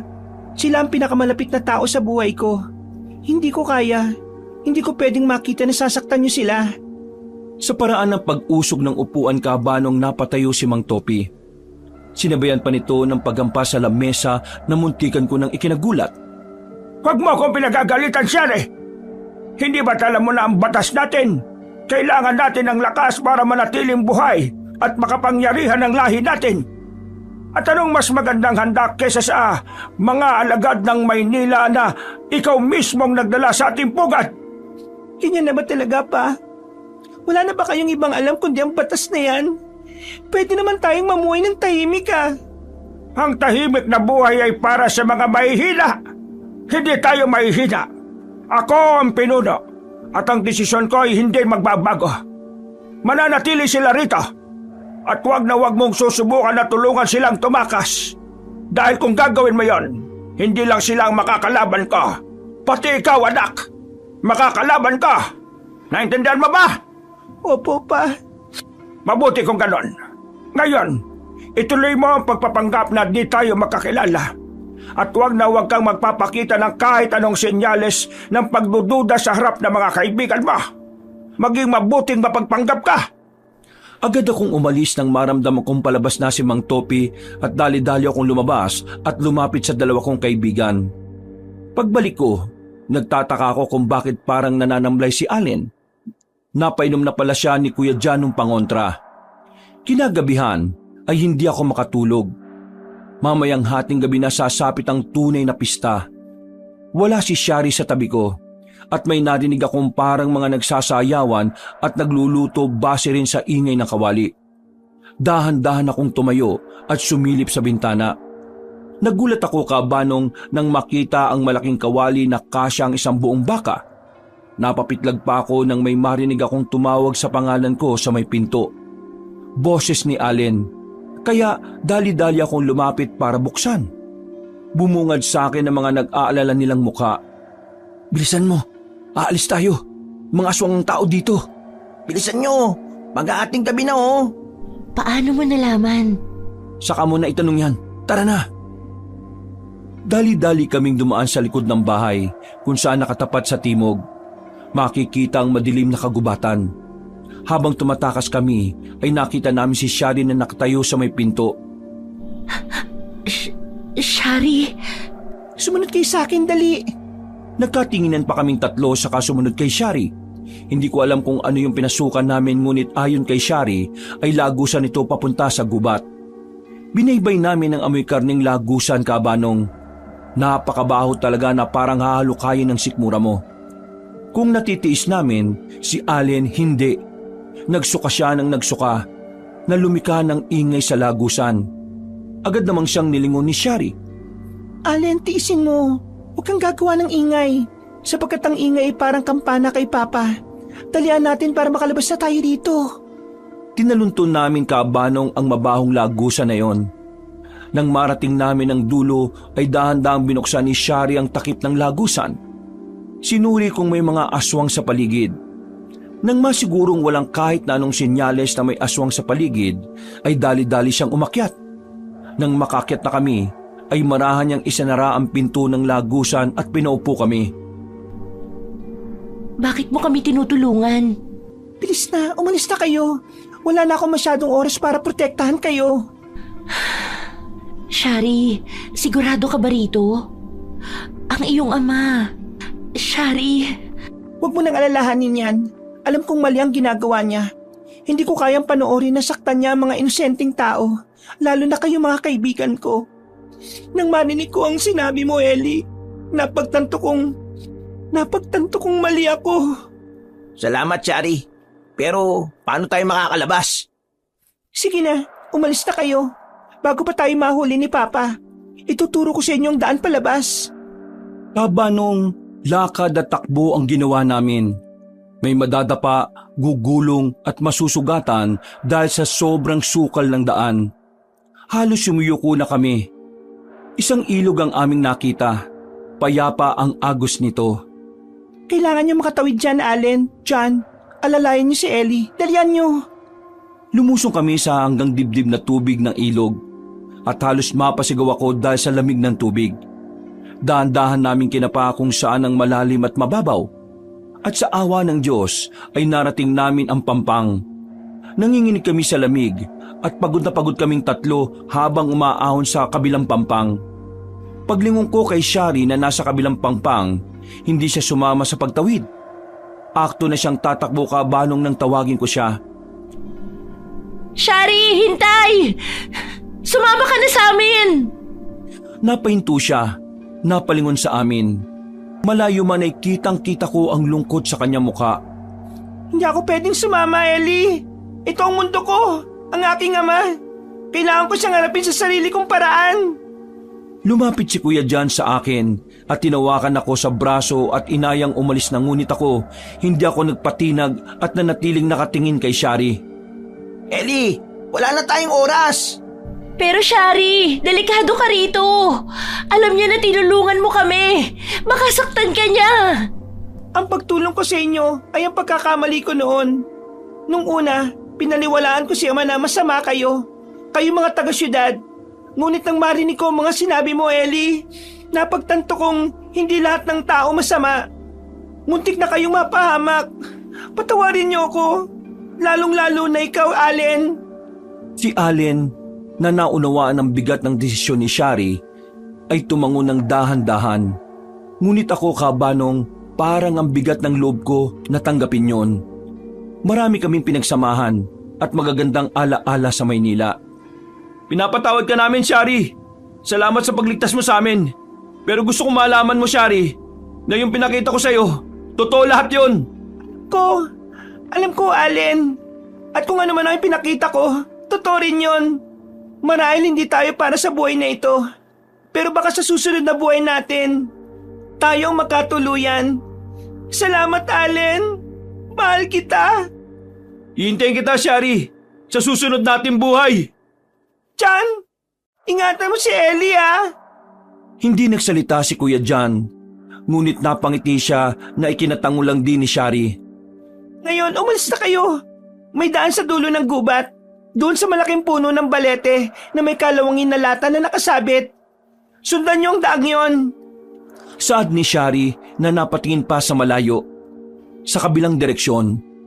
Sa dulo ng daan na yon, makikita niyo ang isang bahay kubo. Bahay yun ni Mang Austin, ang ermitanyong antingero. Nakilala niyo sa Ellie, John. Siya lang ang makakatulong sa inyo. Siya ang may kapangyarihan na makaharap ang katulad ni Ama. Mang Austin? Oo, natatandaan ko. Shari, mag-iingat ka. Ngumiti si Shari kabanong na kahit malayo ako ay nakikita ko ang isang iting puno ng pait. Kayo rin, Ellie. Paalam. Mabilis siyang tumalikod at tumakbo kabanong. Naglaho na siya sa dilim ng gubat. Hindi nagtagal, lumakad na kaming tatlo upang hanapin ang punong balete. Hindi pa man kami nakakalayo, siguro mga 10 metro lang, nang marinig namin ang isang napakalakas at nakakabinging sigaw mula sa di kalayuan. Ang sigaw ng isang aswang. Bilis, takbo! Walang lilingon! Mag-focus kayo sa balete! Kabanong, tumakbo kami ng walang humpay. Sinundan ng landas na tinuro ni Shari.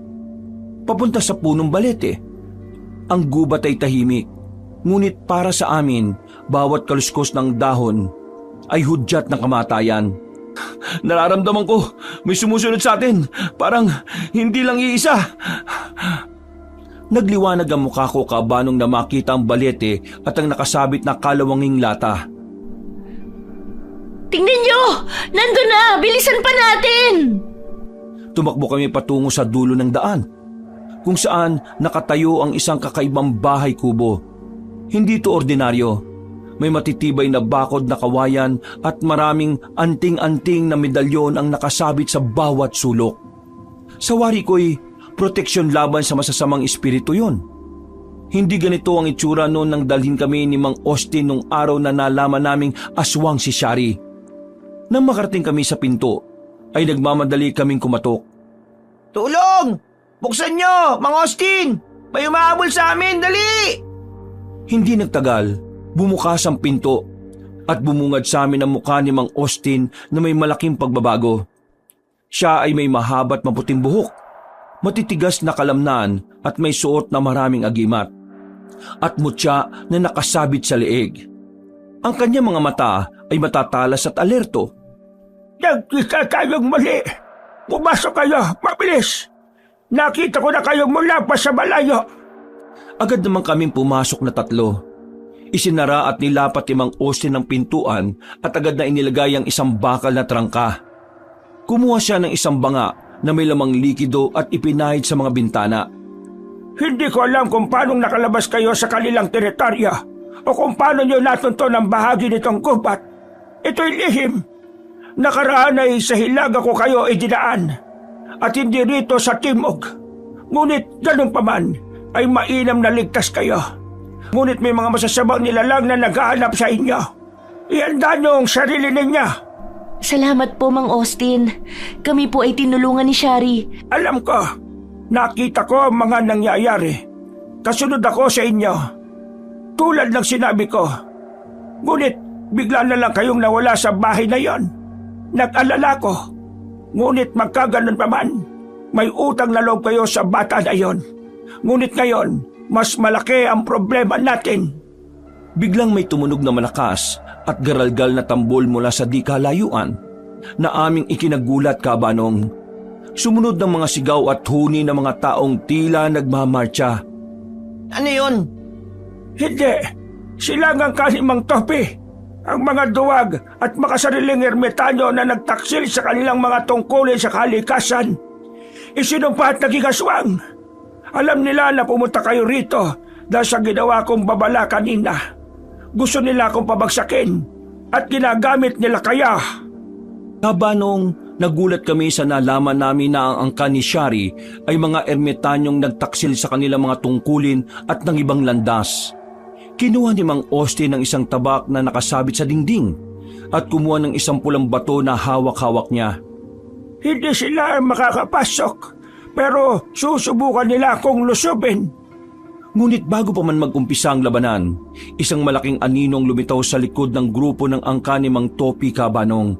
Ang aswang na ama ni Shari, na dating isang antingero, ay lumapag sa lupa. Ang anyo niya ay kahila-hilakbot. May mahabang dila at matatalim na kuko. At sa kanyang kamay ay may hawak na bihag. Walang iba kundi si Shari. Nang lalaki ang mga mata ko, nang makita ko si Shari, na naging dahilan para sumigaw ako. Napasigaw ang aswang Kabanong na nagdulot ng pagyanig sa kubo. Napayakap ako kay Allen sa sobrang takot habang naiiyak na nakatingin kay Shari. Austin! Ilabas mo ang mga bisita mo! Tingnan mo ang gagawin ko sa anak ko na ito na nagtaksir sa sarili niyang mga kaduga! Umiyak si Shari Kabanong, ngunit umiling siya. Nagbibigay senyas sa amin na huwag kaming lalabas. Ang angka ni Mang Topi ay ngumiti. Nasisiyan sa takot at tensyon na kanilang nililikha. Nakita ko naman si Mang Austin na galit ngunit hindi nagpatinag. Mas mahalaga pa sa iyo ang iyong pagiging mataas kumpara sa anak mo? Hala, Topi! Bakit hindi mo tularan ng iyong anak na ginawa kung ano ang tama? Nananalaytay sa kanya ang dugo ng isang taksil na antingero at isinumpang maging aswang. Ngunit tinahak niya ang landas ng mabuting tao. Ang bisita mo lang ang kailangan ko. Palabasin mo sila. Sila ang magiging dahilan para masira ang aming angkan na aking iniingatan. Nagpunta sila rito sa atin para lamang sirain ang ating lihim. Masasama sila. Ang totoo niya naman, tayo ang masasama, tayo ang halimaw. Makasalanan sa mata ng tao, kalikasan at ng Diyos. Tayo ang masama. Ama, mabuti pa ang mga taong yan. Pinaramdam nila sa akin na hindi ako iba sa kanila. Na hindi ako halimaw. Manahimik ka, Taksil! Itinapon ni Mang Topi si Shari at tumama siya sa puno ng balete. Napasigaw kami at aktong lalabas nang sumigaw si Shari. Huwag kayong lalabas. Huwag niyong sayangin ang aking sakripisyo at pagtataksil sa aking ama. Magawa ko lang ang tama. Kaya dyan lang kayo. Sa sinabi niya, Kabanong ay naiyak na lamang ako at napayakap kay Allen na umiiyak rin. Nasa ganun kaming tagpo nang sabihin ni Mang Austin na manatili kami sa loob at haharapin niya ang mga aswang. Ligtas kami sa loob dahil nababalutan ng mahika ang kanyang kubo. Lumabas si Mang Austin at hinarap si Mang Topi. Tanga ni Mang Austin ang kanyang tabak habang nakatingin sa labas, kung nasaan ang angka ni Mang Topi. Ako naman, nakatingin sa nakaupo ng si Shari na may puno ng balete at nag-aalala ako sa kalagayan niya at gusto ko siyang tulungan, Kabanong. Kailangan nating iligtas si Shari. Hinarang ni Mang Austin ang kanyang tabak. Wag! Hindi mo makakaya kapangyarihan ng kanyang ama. Kung lalabas kayo, wala lang pag-asa. Eli, wag na matigas ang ulo mo. Narinig mo naman ang sinabi ni Shari. Tama si Jan. Masasayang lang ang ginawa ni Shari. Pahalagan mo naman yun. Nauunawaan ko nararamdaman mo. Pero sana unawaan mo rin ang nararamdaman ni Shari pag napahamak tayo. Habang buhay siya magsisisi. Gets mo? Napatanguan ko, Kabanong, at nagdesisyong manalangin. Itinas ko ang gabing yon sa Panginoon na sana'y gabayan niya kami at iligtas. Alam ko na di siya natutulog at alam ko na nakikita niya ang aming pigati. Lord, alam ko na hindi kami perpektong kabataan. Marami po kaming pagkakamali. Pero Ama, iligtas mo po kami. Amen. Isang matandang lalaki mula sa angka ni Mang Topi ang humakbang pasulong. Siya ay may suot na itim na bandana at maraming tato ng orasyon sa braso. At siya'y nagwika, Kabanong, ng isang salita kay Mang Austin. Aniya, kung aking matatandaan, ay Austin, ang dating alagad ni Mang Topi. Akala mo ba'y mapoprotektahan mo ang mga kalaban ng mga nilalang na sumusuporta sa atin? Yan ba ang sukli mo sa agimat na ibinigay sa iyo ng aming angkan?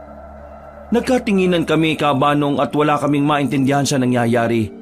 Nakita kong napakanot ng noo si Mang Austin. Lumabas siya sa kubo. Iniwan niya kaming tatlo sa loob na nagnginginig. Hindi namin alam kung dahil ba sa lamig o takot. Ako si Austin, ang tagapagbantay na kalikasan. Hindi ako naging alagad ni Topi, kundi siya ang aking kapatid na nagtaksil sa ating sumpang tungkulin. Mas lalong nalaki ang aming mga mata kabanong sa nalaman na katotohanan maging si Shari. Kaya pala may pagkakahawig silang dalawa. Itinatwa ko ang inyong angkan dahil nakikipagsabwatan kayo sa kasamaan. Ang agimat ko ay hindi ko utang na loob, kundi mana ko sa mga ninulong nilisan ninyo. Walang silbi ang usapan, Austin. Ibigay mo ang mga kabataan at baka mabuhay ka pa. Kung hindi, mamamatay kayo at ang taksil na anak ko. Nang akmang susugod na ang angka ni Mang Topi kabanong, bigla kaming may narinig na tambuli mula sa kabilang bahagi ng gubat. Sumunod ng mga huni ng kwago at ang mga orasyon na binibigkas ng sabay-sabay. Tila sumasabay sa hangin. Huli na kayo! Hindi ako nag-iisa! Muli sa kadiliman, lumabas ang isa pang grupo ng mga matatanda at lalaki. Lahat ay may suot na puting damit at may bitbit na mga krus, kalis at iba't ibang uri ng anting-anting. Sila ang mga tapat na antingero at tagapagtanggol ng katarungan. Itinaas ni Mang Austin ang kanyang anting-anting kabanong at sumigaw. Mga taksil sa dugo at sumpa! Hindi namin papayagan ang inyong paghari! Nagiba ang ihip ng hangin kabanong, napuno ng tensyon at galit ang paligid. Sa mga oras na yon, para kaming nanood ng laban ng mga anghel at demonyo. Nang makita ng aswang na dumating ang tulong, nagalit ito at nagbago ng anyo. Isang malaking nilalang na may matatalim na kuko at pakpak. Patayin silang lahat! Tumalon na tinarap ni Mang Austin ang aswang na si Mang Topi kabanong, gamit ang kanyang tabak na pinahira ng lana at orasyon. Ang magkapatid ay nagpalitan ng suntok at sangga. Ang mga bagong dating na antingero ay nagbigkas ng mga orasyon. Nagtatapon ng asin at manga na may lamang bula sa angkan ni Mang Topi. Ang ibang miyembro ng angkan ni Mang Topi ay naglabas din ng sarili nilang agimat at anting-anting para lumaban. Ang aswang ay lumipad at umatake. Pilit na nilalabanan ng mga antingerong nakaputi. Sa gitna ng labanan, si Shari ay sinubukang tumakas mula sa mga nagbabantay na miyembro ng angka ni Mang Topi. Ngunit bigo siya. Tingnan nyo, nag-uumpisa na ang gulo. Kailangan natin tulungan si Shari. Hindi natin kailangan ng agimat para maging matapang. Tara na! Sandali! Ngunit nangako tayo kay Shari, hindi ba? You love Sherry, right? Oo! Pues, gamitin mo yung sandata para makuha siya. If you love her, fight for her. Even if the whole world is against you. Tama ka! Tara! Kinuha namin kabanong ang mga sulo na nakita namin sa loob ng kubo at nagmamadaling lumabas. Handang makipagsapalaran sa digmaan ng mga aswang at antingero. Ginawa namin ito para kay Shari, para sa aming pagkakaibigan. Yun naman ang mahalaga kabanong, ang magsisi, humingi ng tawad at magpatawad, at magbigay ng chance sa mga taong gustong magbago at ayusin ang buhay nila. Habang nagbabanggaan ang kapangyarihan ng mga antingero at ang kasamaan ng angka ni Mang Topi sa paligid, kaming tatlo naman ay lumabas sa kubo. Hawak ang mga sulo at nagsisilbing aming tanging liwanag at sandata. Nakita namin si Shari na gumagapang. Sinusubukang makawala mula sa maigpit na pagkakatali at sinisikap na makalayo sa naglalaban ng angka ni Mang Topi at ng mga antingero. Shari, nandito kami! Nang marinig ni Shari ang tinig ko ay hindi agad siya lumingon. Nagbigay ito sa kanya ng panandili ang pag-asa. Tumakbo kami papalapit sa kanya. Hayaan mo kaming putulin ang tali mo. Dahil sa ingay at gulo, ay hindi na kami napansin ng mga aswang. Agad na kinalagan ni Kuya John si Shari. Salamat. Sobrang higpit ng tali ng tatay ko. Ba't kayo lumabas? Mapanganib para sa inyo. Kaibigan ka namin. Sabay-sabay tayong lalabas sa lugar na ito ng buhay. Mamaya na tayo magkumustahan. Kailangan natin makabalik sa kubo. Doon tayo mas ligtas. Ngunit bago pa kami makaalis, napansin ng isang miyembro ng angka ni Mang Topi ang aming paggalaw at sumigaw na naroon ng mga bihag at kami ay hulihin. Matapos sisigaw ng miyembro ng angka ni Mang Topi ang aming kinaroroonan, 3 miyembro ng aswang ang patungo sa amin. Natakot ako ng sobra dahil alam kong wala kaming laban sa kanila. Nagulat pa ako nang biglang humarang si Kuya John. Tablan man lang sana kayo ng apoy! Ngunit bago pa man makasugod ang mga kalaban ay biglang may liwanag na lumabas kay Shari. Mabilis na tumayo si Shari at matapang na hinarap ang aswang. Wag! Ako ang bahala! Niyakap ni Shari ang kanyang sarili at biglang kumislap ang isang maliit na kwintas na tila mutya sa kanyang leeg. Isang agimat na ibinigay noon ni Mang Austin bilang proteksyon sa kanya laban sa mga gawaing masama ng kanyang ama. Nagbigkas siya ng isang salita na hindi maintindihan. Ito'y bahagi ng orasyon. Salita na di namin maunawaan, ngunit ayon kay Shari na ang kahulugan noon ay lumayo ka. Ang mga aswang na angka ni Mang Topi na ang kanya ay natigilan. Ang liwanag mula sa agimat ni Shari ay parang apoy na sumusunog sa kanila. Sumigaw ang mga aswang at nagwika na walang umanong bisa ang kanilang kapangyarihan sa agimat. Saglit pa nahinto ang laban at sumabog ang mga aswang na lumapit sa amin. Ginamit na namin ang pagkakataon na makapasok sa kubo at sa awa ng Diyos Ama, ligtas kami. Mabilis naming ipinasok si Shari papasok sa kubo. Pagkapasok namin ay muling isinara at tinrangkahan ni Kuya John ang pintuan. Ngayon, ligtas na kami sa loob ng proteksyon ng mga anting-anting at orasyon ni Mang Austin.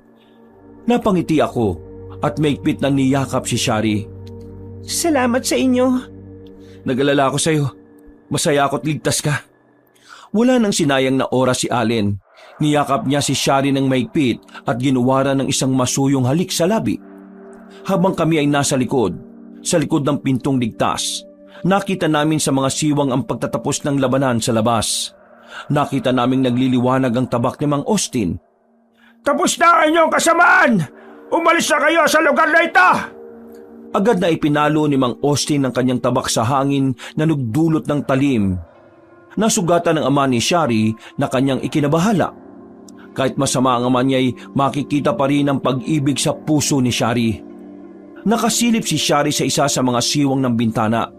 Ang kanyang ama ay nakita niyang nakasandal sa isang puno. Sugatan at naghihingalo.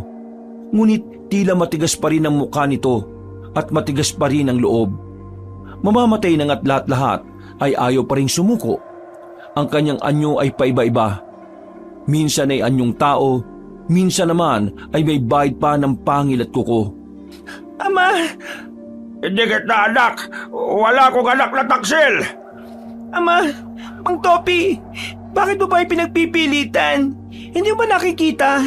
Talo ka na! Hindi ito ang buhay na dapat mong piliin! Hinawakan ko ang balikat ni Shari dahil nararamdaman ko ang bigat ng kanyang pasanin. Ngunit patuloy siya sa pagsasalita. Kahit kailan mahal na mahal kita, pero hindi ko makakaya ang mga kasamaan mo. Ako ang anak mo, Ama. Bakit hindi mo nalang itigil ang lahat ng ito? Pwede pa tayo magsimula ulit. Hindi gumalaw si Mang Topi. Ang kanyang mga mata ay puno ng galit at pagkasuklam. Hindi lang sa mga antingero, kundi pati na rin sa kanyang sariling anak. Isang eksena sa tagpong yon na napakasakit, Kabanong. Wala akong anak na duwag. Ang pinili mo ay ang kanilang liwanag. Ang pinili mo ay ang pagiging mahina. Hindi kailangan ng pagpili ng tama, Ama. Ayaw ko na sa kadiliman, sa buhay na walang totoong pagmamahal. Napatawa ng malakas si Mang Topi at daan-daan siyang umalis sa pagkakasandal sa puno. Ang kanyang sugat ay mabilis na gumaling, ngunit ang kanyang pagkatalo ang tanging sakit na hindi maalis. Mas gugustuhin ko pang mamatay kaysa maging alipin ng kapayapaan.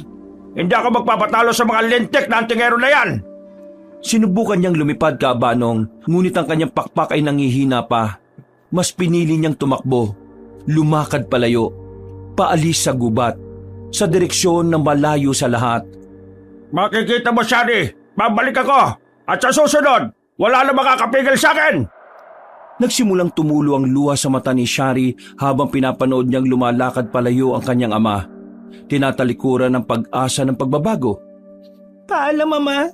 Sana'y balang araw, makita mo ang liwanag. Natapos ang laban, Kabanong, at hinatid kami ni Mang Austin sa labasan, pauwing Maynila. Nang makita ni Allen si Fernando na kanyang hikaing sasakyan ay natuwa siya.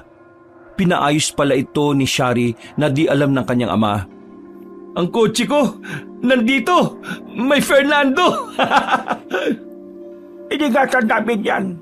Ito ang huling proteksyon na kailangan nyo sa lugar na ito. Si Shari ay humarap kay Mang Austin, puno ng paggalang at pasasalamat. Salamat po, Tio Austin. Maraming salamat sa inyo. Walang anuman, Ineng. Sumpa ko yon sa mga inosenteng tulad ninyo. Tio, hindi na ba kayo sasama sa amin? Sa Maynila, magiging ligtas kayo. Hindi pwede, Ineng. Kailangan ako ng kagubatan. Ako ang kanilang gabay. Pero tandaan mo, Shari, ngayon, ikaw ay malaya na. Gamitin mo ang kalayaan mo sa tama. Gagamitin ko po. At huwag po kayong mag-alala.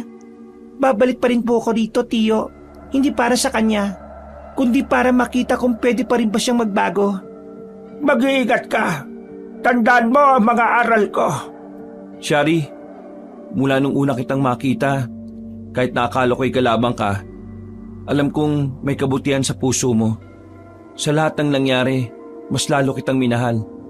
Kapag naging maayos na ang lahat, sana'y pumayag kang pakasalan ako. Nagulat si Shari, Kabanong, ngunit ang ngiti niya ay matamis at puno ng damdamin.